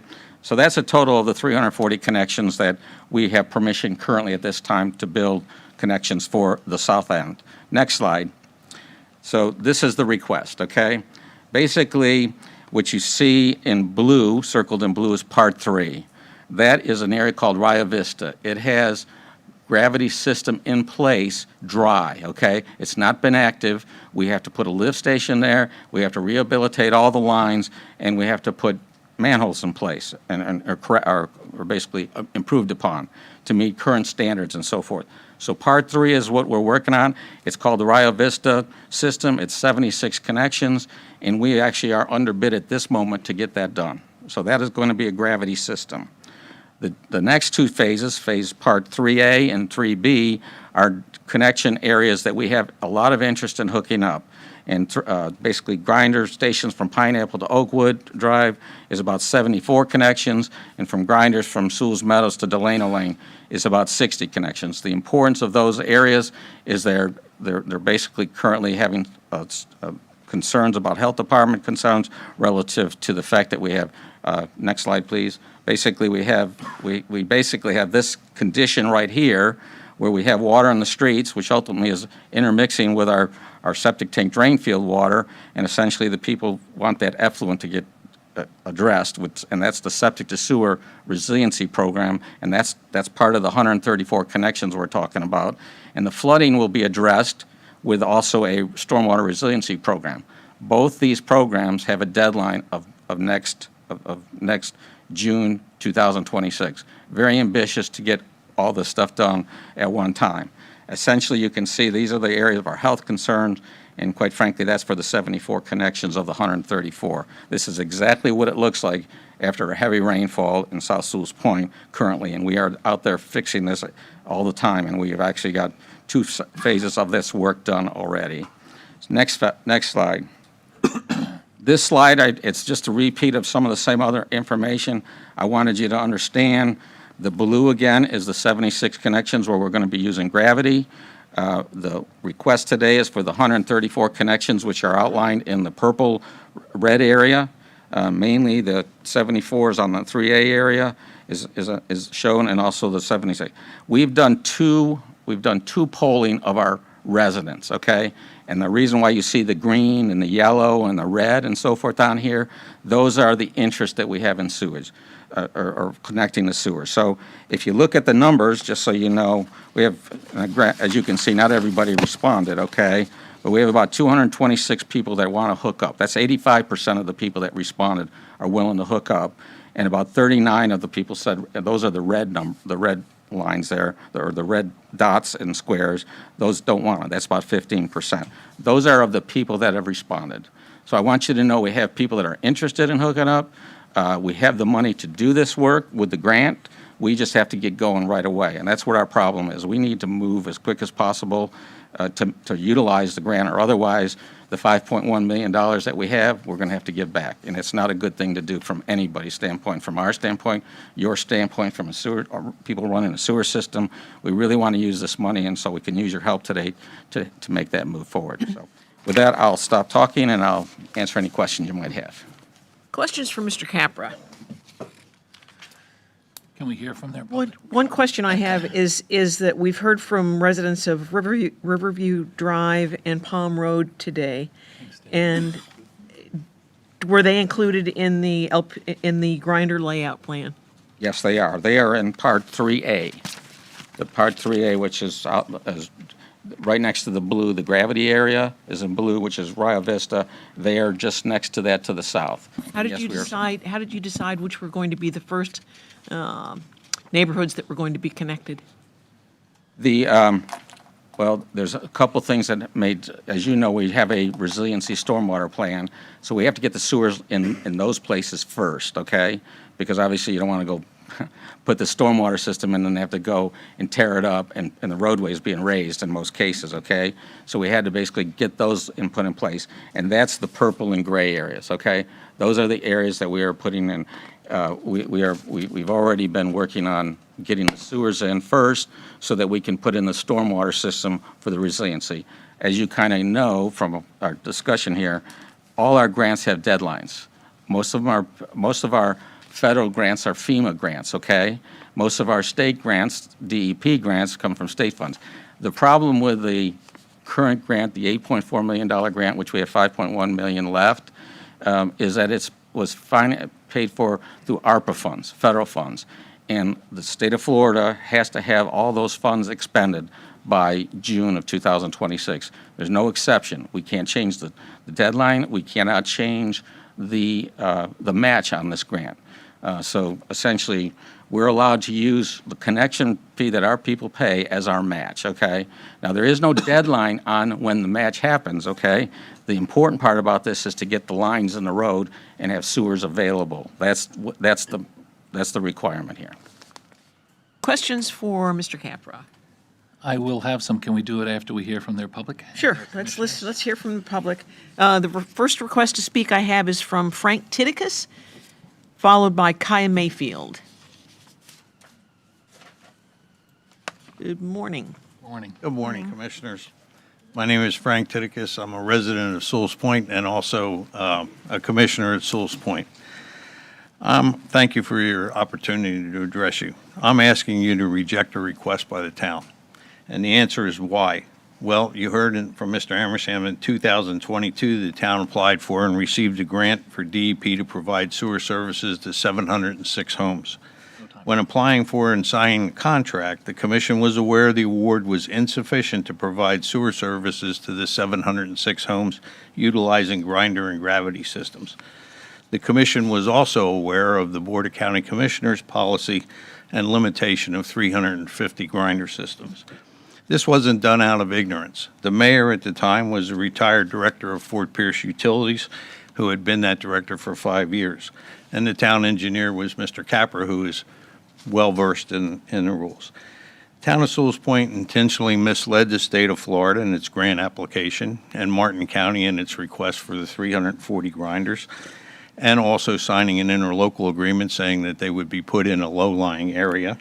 And the residents of Sewell's Point, who have been repeatedly promised that there'll be no mandatory connections or special assessments. The commission painted itself into a corner, and it's asking you to bail them out. Even if you approve this request, 232 homes will still remain unserved, and I'll guarantee you they'll be back asking for more grinders. Although the grinder systems are better suited for low-lying areas, Captech in its design and grinder layout didn't include all areas that are well known to flood during king tides and storms, but rather they serviced the higher elevations, and they ran the system up through High Point and also on the Rio Vista subdivision to the higher elevations. The request by Sewell's Point will also add to the county budget. Granting the request will set a bad precedent. Your Connect to Protect program was designed for communities of less than 350 parcels where a vacuum or gravity system is not feasible. This isn't the case with the town of Sewell's Point. Question has been posed, if this isn't approved, how much will be returned to DEP? You heard Mr. Capper say we had $5.1 million in funds. The cost for the Rio Vista subdivision were basically 2022 numbers. If you update them for inflation and use a construction inflation factor of 35% from 2002 to 2025, you're going to come up with approximately $2.25 million would end up being returned to the state of Florida. My fellow commissioners have raised the issue that by returning unused grant money, it'll hurt the town's chances of future applications. When a staffer at DEP was asked about this, the statement that was received was the only time they would hold future funding and grants is if the municipality is in an audit compliance situation, and then returning the funds is actually good because it saves the state money. This demonstrates compliance and good financial stewardship. What I'm requesting of you today is to deny the request for 134 grinders. However, I would like you to approve 10 additional grinder connections to service the portions of the low-lying areas, primarily Riverview and Palm Roads, that are not included and should have been included in the original design. This is within the scope of your policy, and it would alleviate the flooding of the drain fields in the low-lying areas during king tides and major storms. Thank you very much. Thank you. Kaya Mayfield is next, followed by Kim Spears. Hello, Commission. Thank you for having me. Good morning. Good morning. I'm Kaya Mayfield. I'm a commissioner and a resident of Sewell's Point, if that's not obvious. And just to note, the commission voted 4-1 to endorse coming forward to you guys to ask for the additional grinder system. So I think that's obvious. I also wanted to say that I think it's very well known But in case you guys didn't know, I've been a big proponent of septic to sewer conversion for all of South Sewell's Point since I got on the commission about 6 years ago. And as been stated before, it's been going on for 20 plus years. This is not a new topic, and we've been working really hard and making a lot of progress. I'm going to ask you to approve the additional 134 grinders, mainly for 3 important reasons. Straight away, it is environmentally beneficial immediately, not just for those 10 houses, but for all of South Sewell's Point. You saw where we are in our waterways. It's immediate environmental benefits as opposed to waiting and waiting and waiting. It's fiscally responsible, using state money in Martin County. Without this approval, there's a chance the money goes back to the state. I'm not going to get into the details, but I want to use money in Martin County to better life for our residents. And then third of all, it's collaborative. I'm a huge proponent of government working together. I don't think there's enough of it. And as was stated before, we love working with the county. I think we work well together. This is the epitome of that, us working together to achieve great things for our residents. It's my opinion, it always has been, this is a win for Sewell's Point, and it's a win for Martin County. So I please ask you to approve the grinders. Thank you. Thank you. Kim Spears is next, followed by Frank Fender.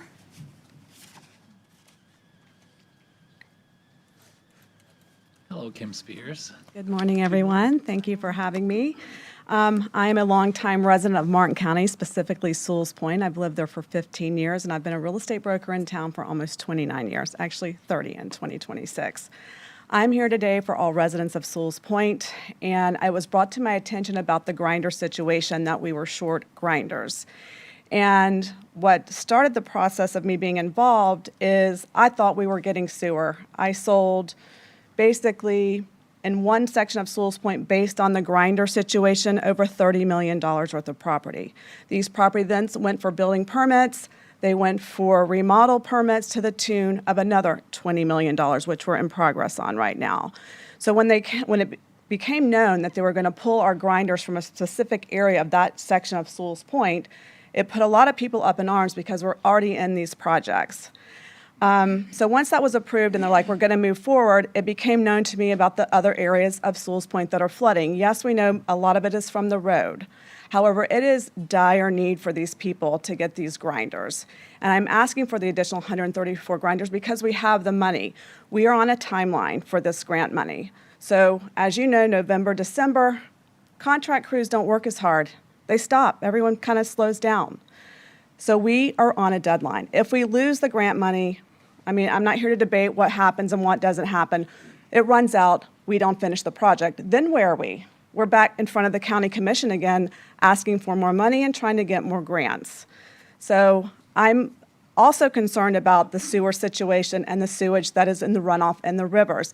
That is another, besides property values, which I'm here to talk about, the sewer, the health conditions. I have not seen it like this. I got a call today from someone on River Road, which happens to be a high elevation. He says, Kim, please come put your boots on and come step down here. You're going to see sewage. So if we get the additional 134 grinders approved, we have the money, we have the budget for it in the grant, we can match it, residents want it, and it will alleviate the problems in a much quicker program than just waiting to the next phase or the gravity system. So I'm here today just to ask again, please consider the additional 134 grinders. Thank Thank you. Frank Fender is next, followed by Vinnie Burrill.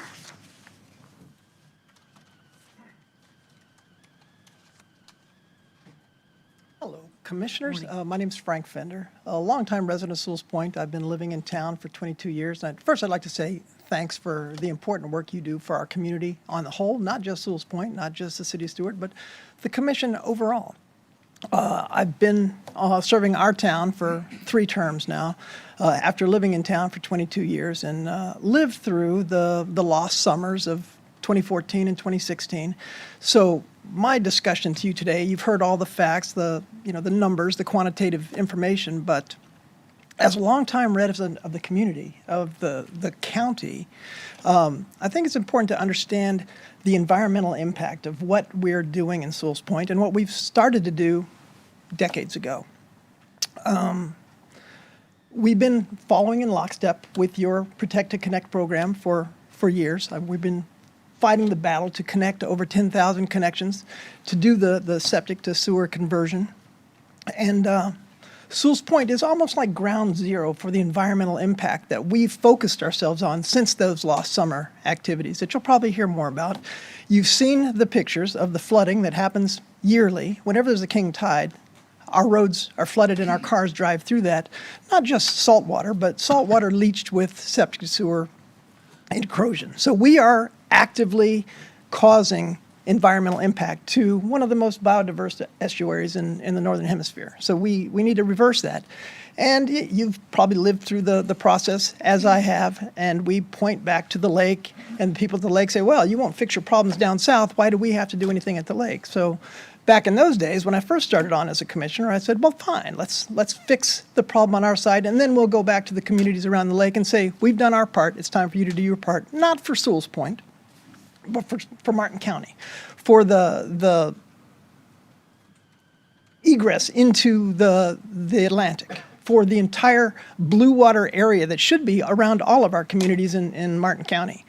So this is a long, hard-fought battle. We're very close to making huge inroads. I'll thank you already for the positive work we've done working together on the north end. And most, as you saw in the diagram, the lower lying area of Sewell's Point, that's pretty much targeted.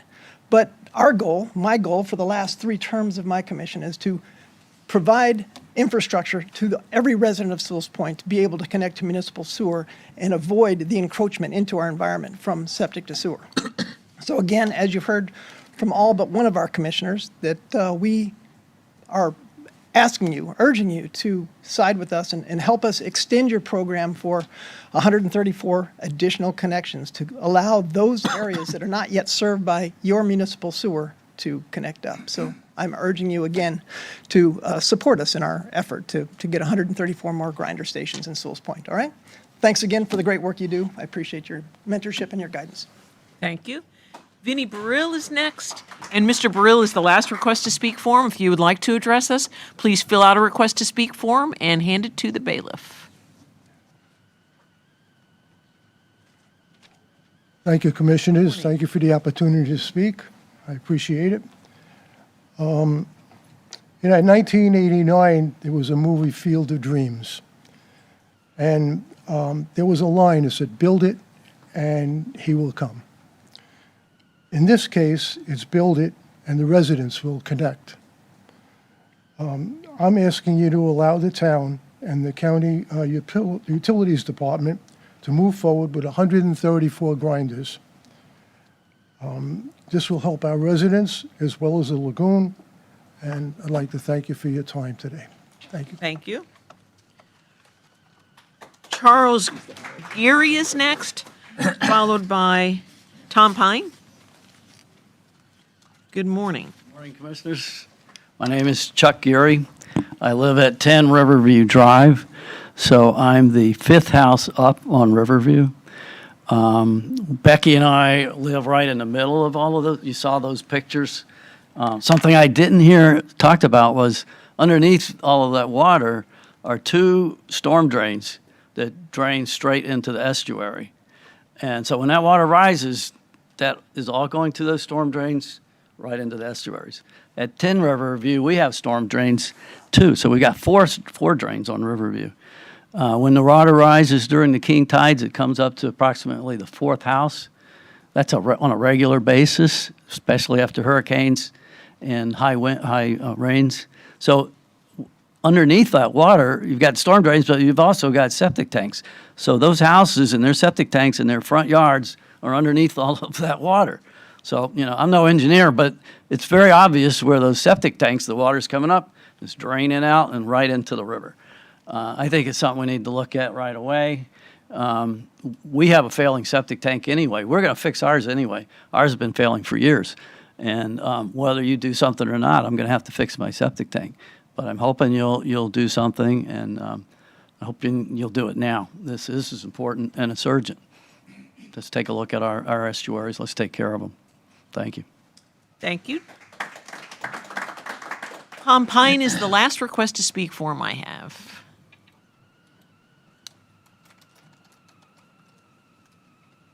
Good morning, Commissioners. My name's Tom Pine. I presently live in the Jensen Beach area. A few months ago, this chamber was filled with people from Western Martin County looking for a firehouse. Over the past couple of years, it's been mentioned that we need 3 firehouses in Western Martin County. One house was already lost in that neighborhood. So as you spend our tax dollars, let's not forget about people who are waiting, patiently waiting. And at the rate it's going, it might be another decade before there's another firehouse in Western Martin County. Thank you for your time. Thank you. Back to the board. Commissioner Capps. I think I want to begin by thanking the residents of Sewell's Point and the commissioners and staff of Sewell's Point for being here today. I'm really glad you all conferred with us and that we heard your voices. I think based on what we heard in the comments, that we have an emergency situation with a deadline and of June 2026, where this work has to be done or grant money has to be returned. And I think the town needs a measure of flexibility implemented from us. And, you know, when you think about Sewell's Point geographically, there couldn't be a more important place to have septic to sewer than Sewell's Point. It's completely surrounded by the Indian River and the St. Lucie River. If it's important at all to us anywhere in Martin County, it should be very, very important there. So I would like to go ahead and move that we grant the request for an additional 134 grinders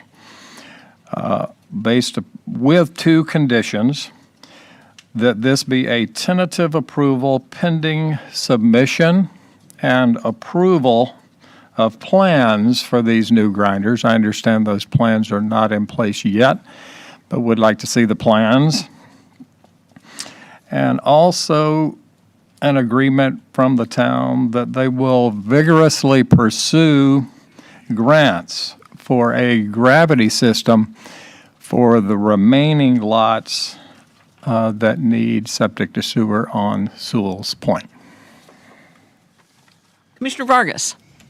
You know, before I took office, I met with Mr. Daniels. I still have the report. I did read through it. There were a lot of different options that were prepared by CapTech, I believe. I don't quite understand why it was insufficient to cover the areas of which your company, Mr. Copra, did not include these particular areas, and it says draft on it. It's not even a final. So, I mean, you say you're the experience here in Martin County and certainly Sewell's Point, and I understand campaign promises, but that's very dangerous. I mean, you knew about, I'm talking about the commission, knew about the expiration of this ARPA grant, which is a federal fund, and so it's not really clear as to why you would make this promise to the citizens other than as a campaign promise. You'll still have homes that are unserved, and I believe also it's not in the BMAP area, which, you know, that's the action plan for the basin management. And this is just a very small sliver of Sewell's Point. So the western edge of town bordering on the St. Lucie is in the BMAP. And we're talking about the east side of town, not in the BMAP. So when you make a grant, and I have written grant applications, I have a vast experience on a lot of different technicalities, you have to be very precise and concise. You cannot leave omissions. You're asking us to hurry up and make a decision here, which I've had extensive conversations both with certain members of different departments. We had to return grants. So then we made application again, a correct application, and we received the grant money. So you're asking us to hurry up because this was not correct. We have prioritized communities, and this puts us in a very difficult position. You knew this was coming. This has been going on, I think, since 2015. I think your initial report. We're now, what, 10 years later? So I don't agree with the fact that we're going to ask Mr. Emerson here, and I want him to address this. We have other communities that are far less than the quantity of the system that you're requiring for Sewell's Point.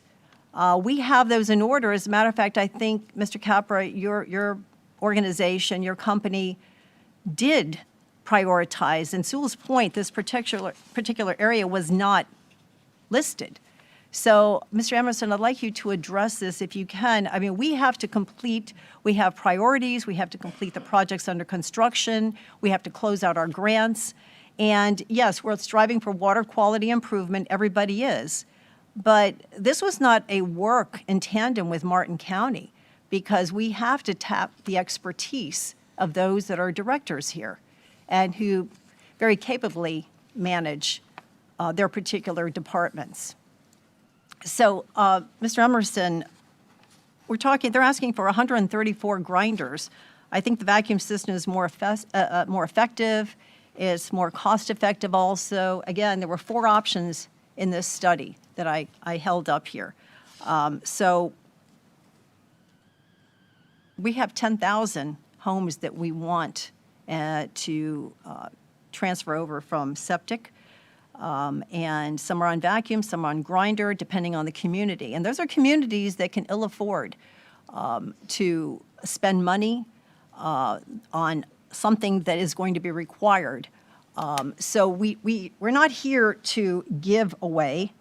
We certainly cannot do that.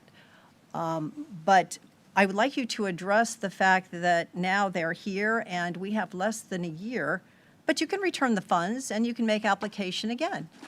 I think it's a worthy cause, but to be able to put undue pressure on Martin County, I don't think that is a good faith gesture for us. Could you address the fact that you do have other projects out there? You must finish construction, you must close out the grants on those, and then in the future work with Sewell's Point. But they have to have a report that is not a draft report. It's a complete report, and that makes sense, for the citizens of Sewell's Point.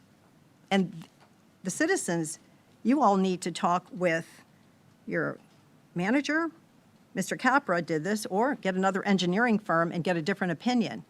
And also with your commissioners, and find out why they have delayed this and dragged the feet, and now everything is in a rush. So I'd like to get your opinion, please, Mr. Emerson. Sure, Commissioner. There was a lot bundled up in that, your comments, and I'll try to address that. When we started the program, we had a lot of our staff involved, engineers, administration. We came up, we thought, was a pretty robust way to address septic to sewer and eliminate septic tanks and on-site drain fields. And so we initially started out with, we wanted to serve 10,000 homes, as you mentioned. We wanted to serve some of the smaller communities with grinder systems, and because of the cost feasibility for the vacuum sewer systems, we apply those to the larger communities. And that's been working well for us. I understand there's some needs to be flexible at times. In this case, my really only concern here is it might jeopardize our program going forward. We have 2 large septic to sewer projects. One you'll be seeing on December 9th is a final assessment resolution and a construction contract award for Coral Gardens. We also have, following on the heels of that, will be Port Salerno and New Monrovia. And we've had experience with that, some delays, did return some grant fundings, but the second year we applied, we were successful. So I just didn't want any actions to really negatively impact those 2 vacuum systems we've been trying so hard to get in place. So that was really my concern in how I drafted the recommendation, but it's completely the board's decision. And we can, if a policy needs to be massaged or adjusted, we're here to take direction from the administration and the board. Commissioner Heatherington. Yes. I wanted to just take a moment to actually say to utilities, thank you for the phenomenal program that you have put together. In 2018, the board undertook a very large goal of 10,000 septic tanks over 10 years. And we've become, I think, a model in the state. So as sitting on Indian River Lagoon Council, and I had the pleasure of sitting on there with Jackie Thurlow-Lippisch, and we had Martin County come. There are 5 or 6 different counties and entities that are represented on that board. And Martin County came to present to all of those other counties because we have what's considered to be a model septic to sewer program around the state. And it's heralded around the state. And I want to congratulate our department for the phenomenal work. We've been very successful, and we have some very large projects coming forward. So, and with that being said, I think because the program is so strong and robust, it has a measure of flexibility that can be built in. I like Commissioner Kapp's suggestion of bringing back or having the plans. It's subject to the plans being 100% designed for the grinder. And I would say this county and this community has always prioritized healthy waterways and conservation and preservation. And from what I heard from the residents and the photos I saw, I think that we should put our money where our mouth is, and we should prioritize healthy rivers. And I think, again, there's a measure of flexibility, and we want to be fair to all residents. But in this case, I think the additional grinders will probably benefit environmentally and economically. And as far as grant dollars, we never want to see, and we want to collaborate with our towns and cities, and we don't want to see people have to send back money to Tallahassee, because we fight really hard for those funds.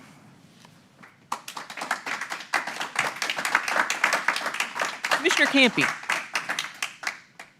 Thank you very much. A couple of fundamentals from my point of view, and I have to mention them every once in a while when we have our colleagues and our friends and our fellow elected officials from other municipalities come, whether it's Ocean Breeze or Jupiter Island, the city of Stewart. And through my history of sitting up here, we have had them all here at one point or another. The fundamentals that I think sometimes get lost when we say Sewell's Point, that's still Martin County. The folks that spoke today, the folks that live in those neighborhoods, it's not Port St. Lucie that's here, and I cringed when you said, come hat in hand. You don't have to come hat in hand. We're the same group. It's not like you're coming from another county. You're our constituents, you're our residents, you're our taxpayers, and you're our friends. So that's first.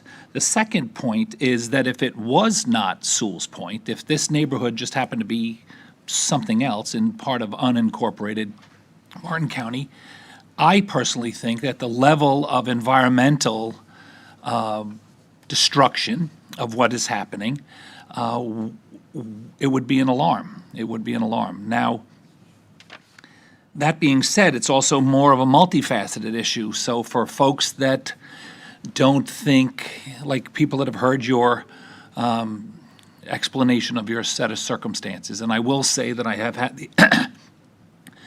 had the opportunity to speak to nearly all of the elected commissioners, and I appreciate your reaching out, and your consultants and your administration and residents.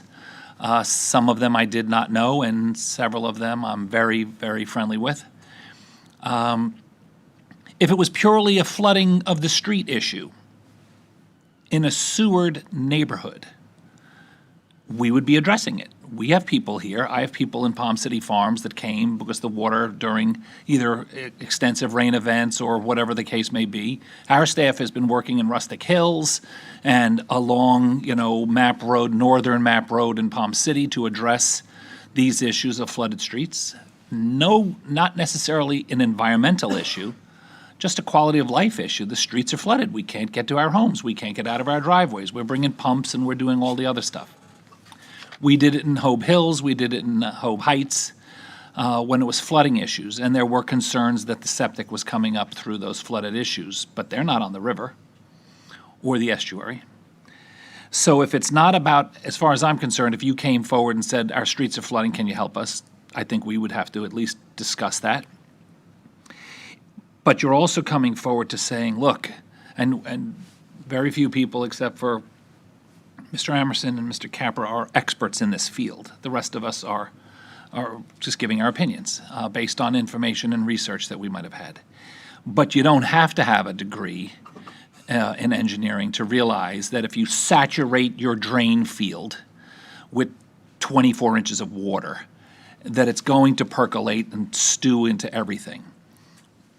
One of your neighbors contacted me, who is obviously, like we had heard, this ground zero of low-lying properties, to say, after the water recedes, tons of it going into that drain directly into the river and the estuary. But after the water recedes and percolates back down, there is a black slick on the grass and on the driveway. Now, one person, some of you that are just arriving here for this agenda item, there were several people that spoke this morning at public comment. You don't have to be a biologist to realize that that black slick, if you were to scoop it up and test it, it's got to be contaminated. It has to be. Whether it's your pets or yourselves or you're driving your car in it or whoever else is, you're riding a bike through it, you're walking your dog through it, it can't be good. When we had that last summer and the folks from Rio came forward with the green algae and the slick, alarm bells were sounding everywhere in Martin County on how horrible that set of circumstances was. The news media, it was national news. I don't see that being so much different than what you are having to deal with on a relatively frequent basis. So even if you weren't on the river, if that was happening in your neighborhood, how do we not participate? So I have a couple of questions. One, Mr. Daniels, you talked about an $8,000 to $12,000 hookup fee. Is that similar to what unincorporated Martin County residents have, where it can be added to the taxes and it's paid out over a long period of time, or is that an invoice? Who has that answer? I believe it's an invoice, but the town can correct me. Straight up invoice. Straight up invoice. Is there any way that they can do what we do and layer it into their assessment on their taxes to spread that out? Because look, I get everyone's going to say, well, it's a very affluent neighborhood. They all should be able to afford to write a check. Commissioner, that's one of the items on their previous slides was that they do not want any form of assessment. So I understand that. So in order to do that methodology, it would have had to have been advertised last year in order to do an ad valorem assessment. So none of that work has been done. So procedurally, it's not possible for them to do that. For this particular round. Yes. And I get that. I think that, and I'm just trying to, one, answer my own questions, and two, ask questions on behalf of the people that might be watching at home and have a better understanding of what your actual circumstances are. I had a neighborhood in Palm City that their board was positive, everyone, and not a lot of homes, maybe 70. Very affluent, beautiful, upscale neighborhood. Their board was positive it would pass overwhelmingly, that everyone would want the water and sewer. It failed miserably. There's no way to count other people's money. There's no way to count other people's set of circumstances. So the concept that Sewell's Point should be able to just write these checks, I'm personally not counting any of your residents' money to know if they could or they couldn't. If someone came and said, hey, we'd like to do this project, well, my system works perfectly and I'm high, I don't want to write a $12,000 check. But what we have found, even with residents in all of our communities that are much less financially not as well off, if you can spread it out, we started at 5 years and then it was 10 years and it's 15 years. Some people understand, look, I need to have this done. And even if I don't, I understand that my neighborhood needs to have this done. So let's figure out some finances. So maybe not now, but I don't think you're handling your whole situation. My second question is for Mr. Emerson. who I hold in the highest regard. And a lot of what we have been able to accomplish that a lot of us get credit for as elected officials falls on Mr. Amerson and his team. They do all the heavy lifting. You said you didn't want to, you wanted to make sure that there wouldn't be a negative impact next month on Coral Gardens and potentially Port Salerno and New Monrovia. What negative impact are you speaking of? For example, the cost, those two projects will be assessed over a 20-year period. And we know one of the neighborhoods had a concern with cost feasibility. They came to the board on a couple of occasions when we came for the final assessment for New Monrovia. New Monrovia, yes. And so that from my perspective, I didn't want to jeopardize that because many of those will be paying, and like Coral Gardens and our other vacuum systems we completed, we capped that at $12,000 per the board's policy. That's our goal. And so if these systems are installed and they come into us for an account, open a sewer account, it's $8,000. We give a $1,000 discount from the EPA grant. And there's also assistance through SHIP, and there's also assistance in financing through the Solar and Energy Fund of St. Lucie County. So there's some options there other than trying to put it on a tax bill at this point or on a utility bill. So that was my personal concern. Okay, a lot of those programs I was part of, the New Monrovia, I was here when they came, and some people were frustrated with us that we listened to what some had said. It was a smaller minority of the neighborhood, and that the larger majority of the neighborhood was mad that we didn't go through with it.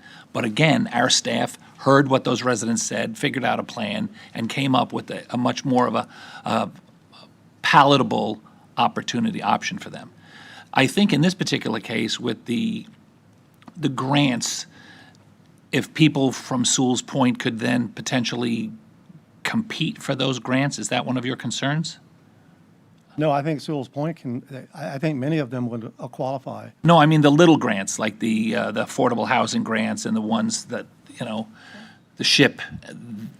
I'm not talking the multi-million-dollar grants. I'm talking the $1,500 grants, the SHIP and the. Those apply countywide. Yes, but you have to qualify for them. Right. And they're based on, the least amount of money that you make. Yeah. I'm not saying for sure, but most of the people in Sewell's Point won't qualify for a SHIP grant. But if they did, there's no reason why they shouldn't get to qualify for the SHIP grant either.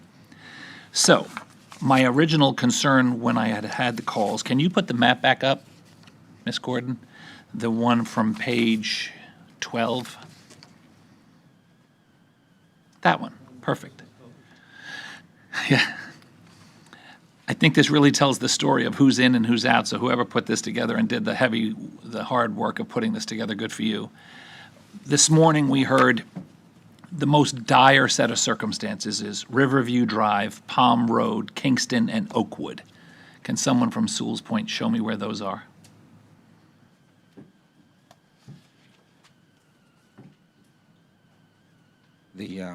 No, I don't have a cursor, but essentially, you see the blue circled area? Yep. That's the one that's going to be gravity. Right next to that, to the south, to the right of it, all those neighborhoods there, there's As close to the blue square as possible? as close to the blue square, and basically the first line, it says 74 connections. That's the limit to those neighbors right there. Okay. So I'm wondering if I want to be careful. First off, I want to assist you because, like I said in my opening comments, we're the same constituency. But I want to be careful that we're not pulling the rug out from somebody else that's already waiting in line. And I can speak from experience that I have stood in community centers in Palm City where our residents are screaming because they had thought that they were, it's all about, hey, you cut me in line. There are residents in Old Palm City that are also on the river, not on both sides, that have been waiting patiently in line as well. So in an effort to try to work out some kind of a compromise from one set of residents to another, I'm going to put you on the spot, Mr. Amerson.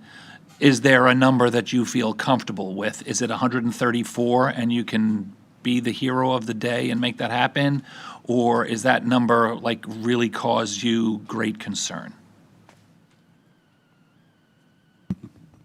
You're the only one that can answer it. No, I think I stated my concern earlier was how it might negatively impact some other projects we have ongoing because of the cost differential. And initially, when Don and I spoke with Joe and Mr. Daniels, we allowed 340 connections, met our policy, that was fine. Where'd that number come from? For low-lying areas. That's what Captech Engineering proposed. Okay. And Purple and gray. the purple and the gray areas. And our recommendation was we would allow that, obviously, but concentrate on the low-lying areas, the areas like we've heard about today that people have issues with. And even looking at the additional 134 requests here, I don't know that all of those are having septic issues or in low-lying areas. So I just wanted to make that comment. Commissioner, if I could also just interject, there were a number of communities that have existing dry sewer lines. It's not just the only one. So, and in looking at where they are today in the low-lying areas in the resiliency project, if you connect those areas, you create an enclave between that and the point. And at that point, the remaining number, the 134. So if you're going to do a small amount, you leave an enclave that is difficult to achieve by gravity because they don't have the existing gravity lines. Some of the streets in the low-lying area have existing gravity, but it's our understanding that it's difficult to rehab those. So you're stuck with the fact that if you allow the first 74 or so that's in there, the remaining 50 plus become an impertinent to the first amount because it's just impractical to do it any other way. So So it's 134 or not. that's our opinion. That's right. And if it's not the 134, then if it's the not, then the expectation is you're going to rehab all of the existing gravity systems that exist to the best of your ability. And I think there are some grant restrictions that ultimately is part of the issue here that makes it difficult for them to actually do the rehab on the gravity system and meet the grant requirements. So If we I didn't think do that number. I'm just saying that overall, that's why we're here, is because the grant requirement and not only restricts how they can do it and what was available. So our original thought when the original interlocal was issued was that there would be more existing gravity systems rehabbed, and the purpose of that was to lower the number of burden we have on the number of grinders that we have to maintain. As we are here today, I think if the finding is to make an approval, staff's opinion, and when Sam and I met too, you can is that if you approve the low-lying area, which is what we heard about today, the remaining enclave really there's really no other way to address them other than with grinders. So the 134 becomes the answer. And leaves the northern half of South Sewell Point Road of community to be addressed in the future, which I believe Mr. Capps addressed in his recommendation. Is that 156? Yes, and so my final comment, while I have the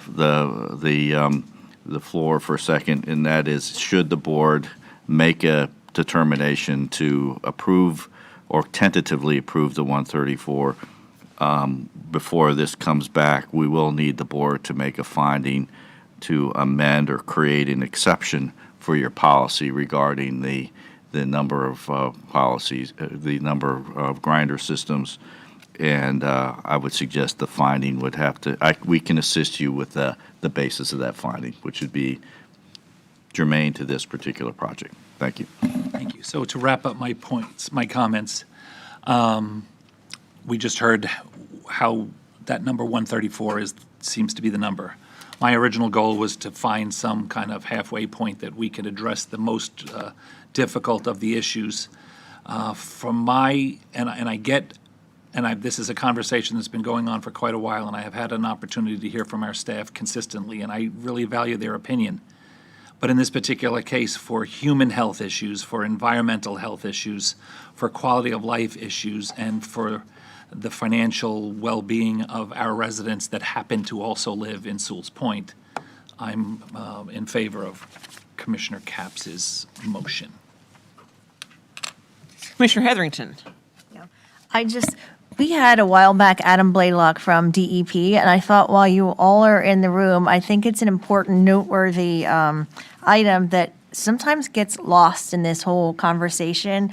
The fact that the Florida DEP, its 2030 initiative, it mandates by July 1st of 2030, either if you don't have sewer available, you will upgrade to an enhanced nutrient-reducing septic system that achieves at least 65% nitrogen reduction. If sewer is available, you will connect.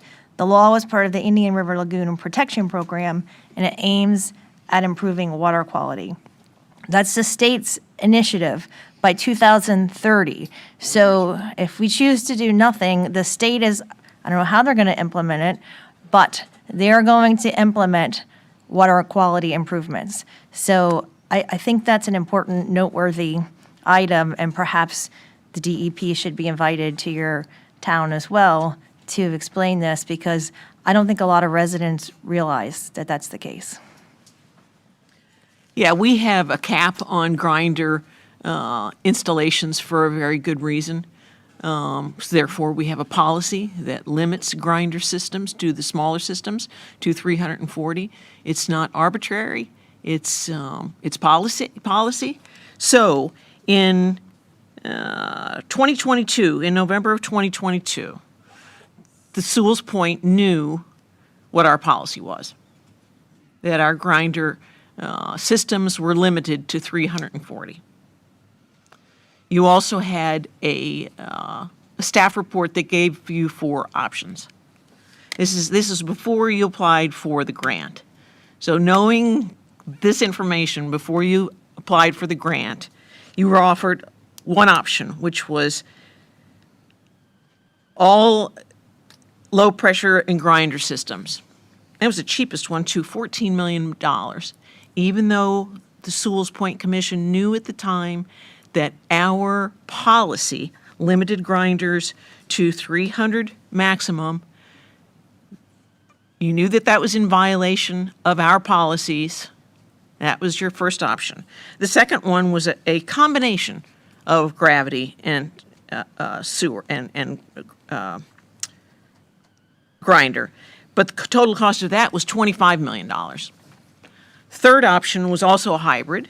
It was $29 million, and the final one was all vacuum.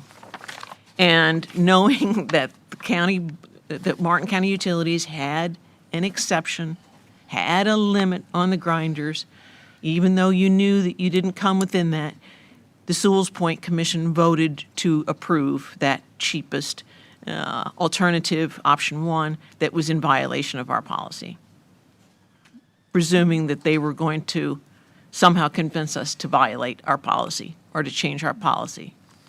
You also knew a year ago that in order not to do mandatory assessments on your residents, in order to be able to be eligible for putting your assessments on your tax bills, that you had to do that, prepare that a year ago, and you didn't.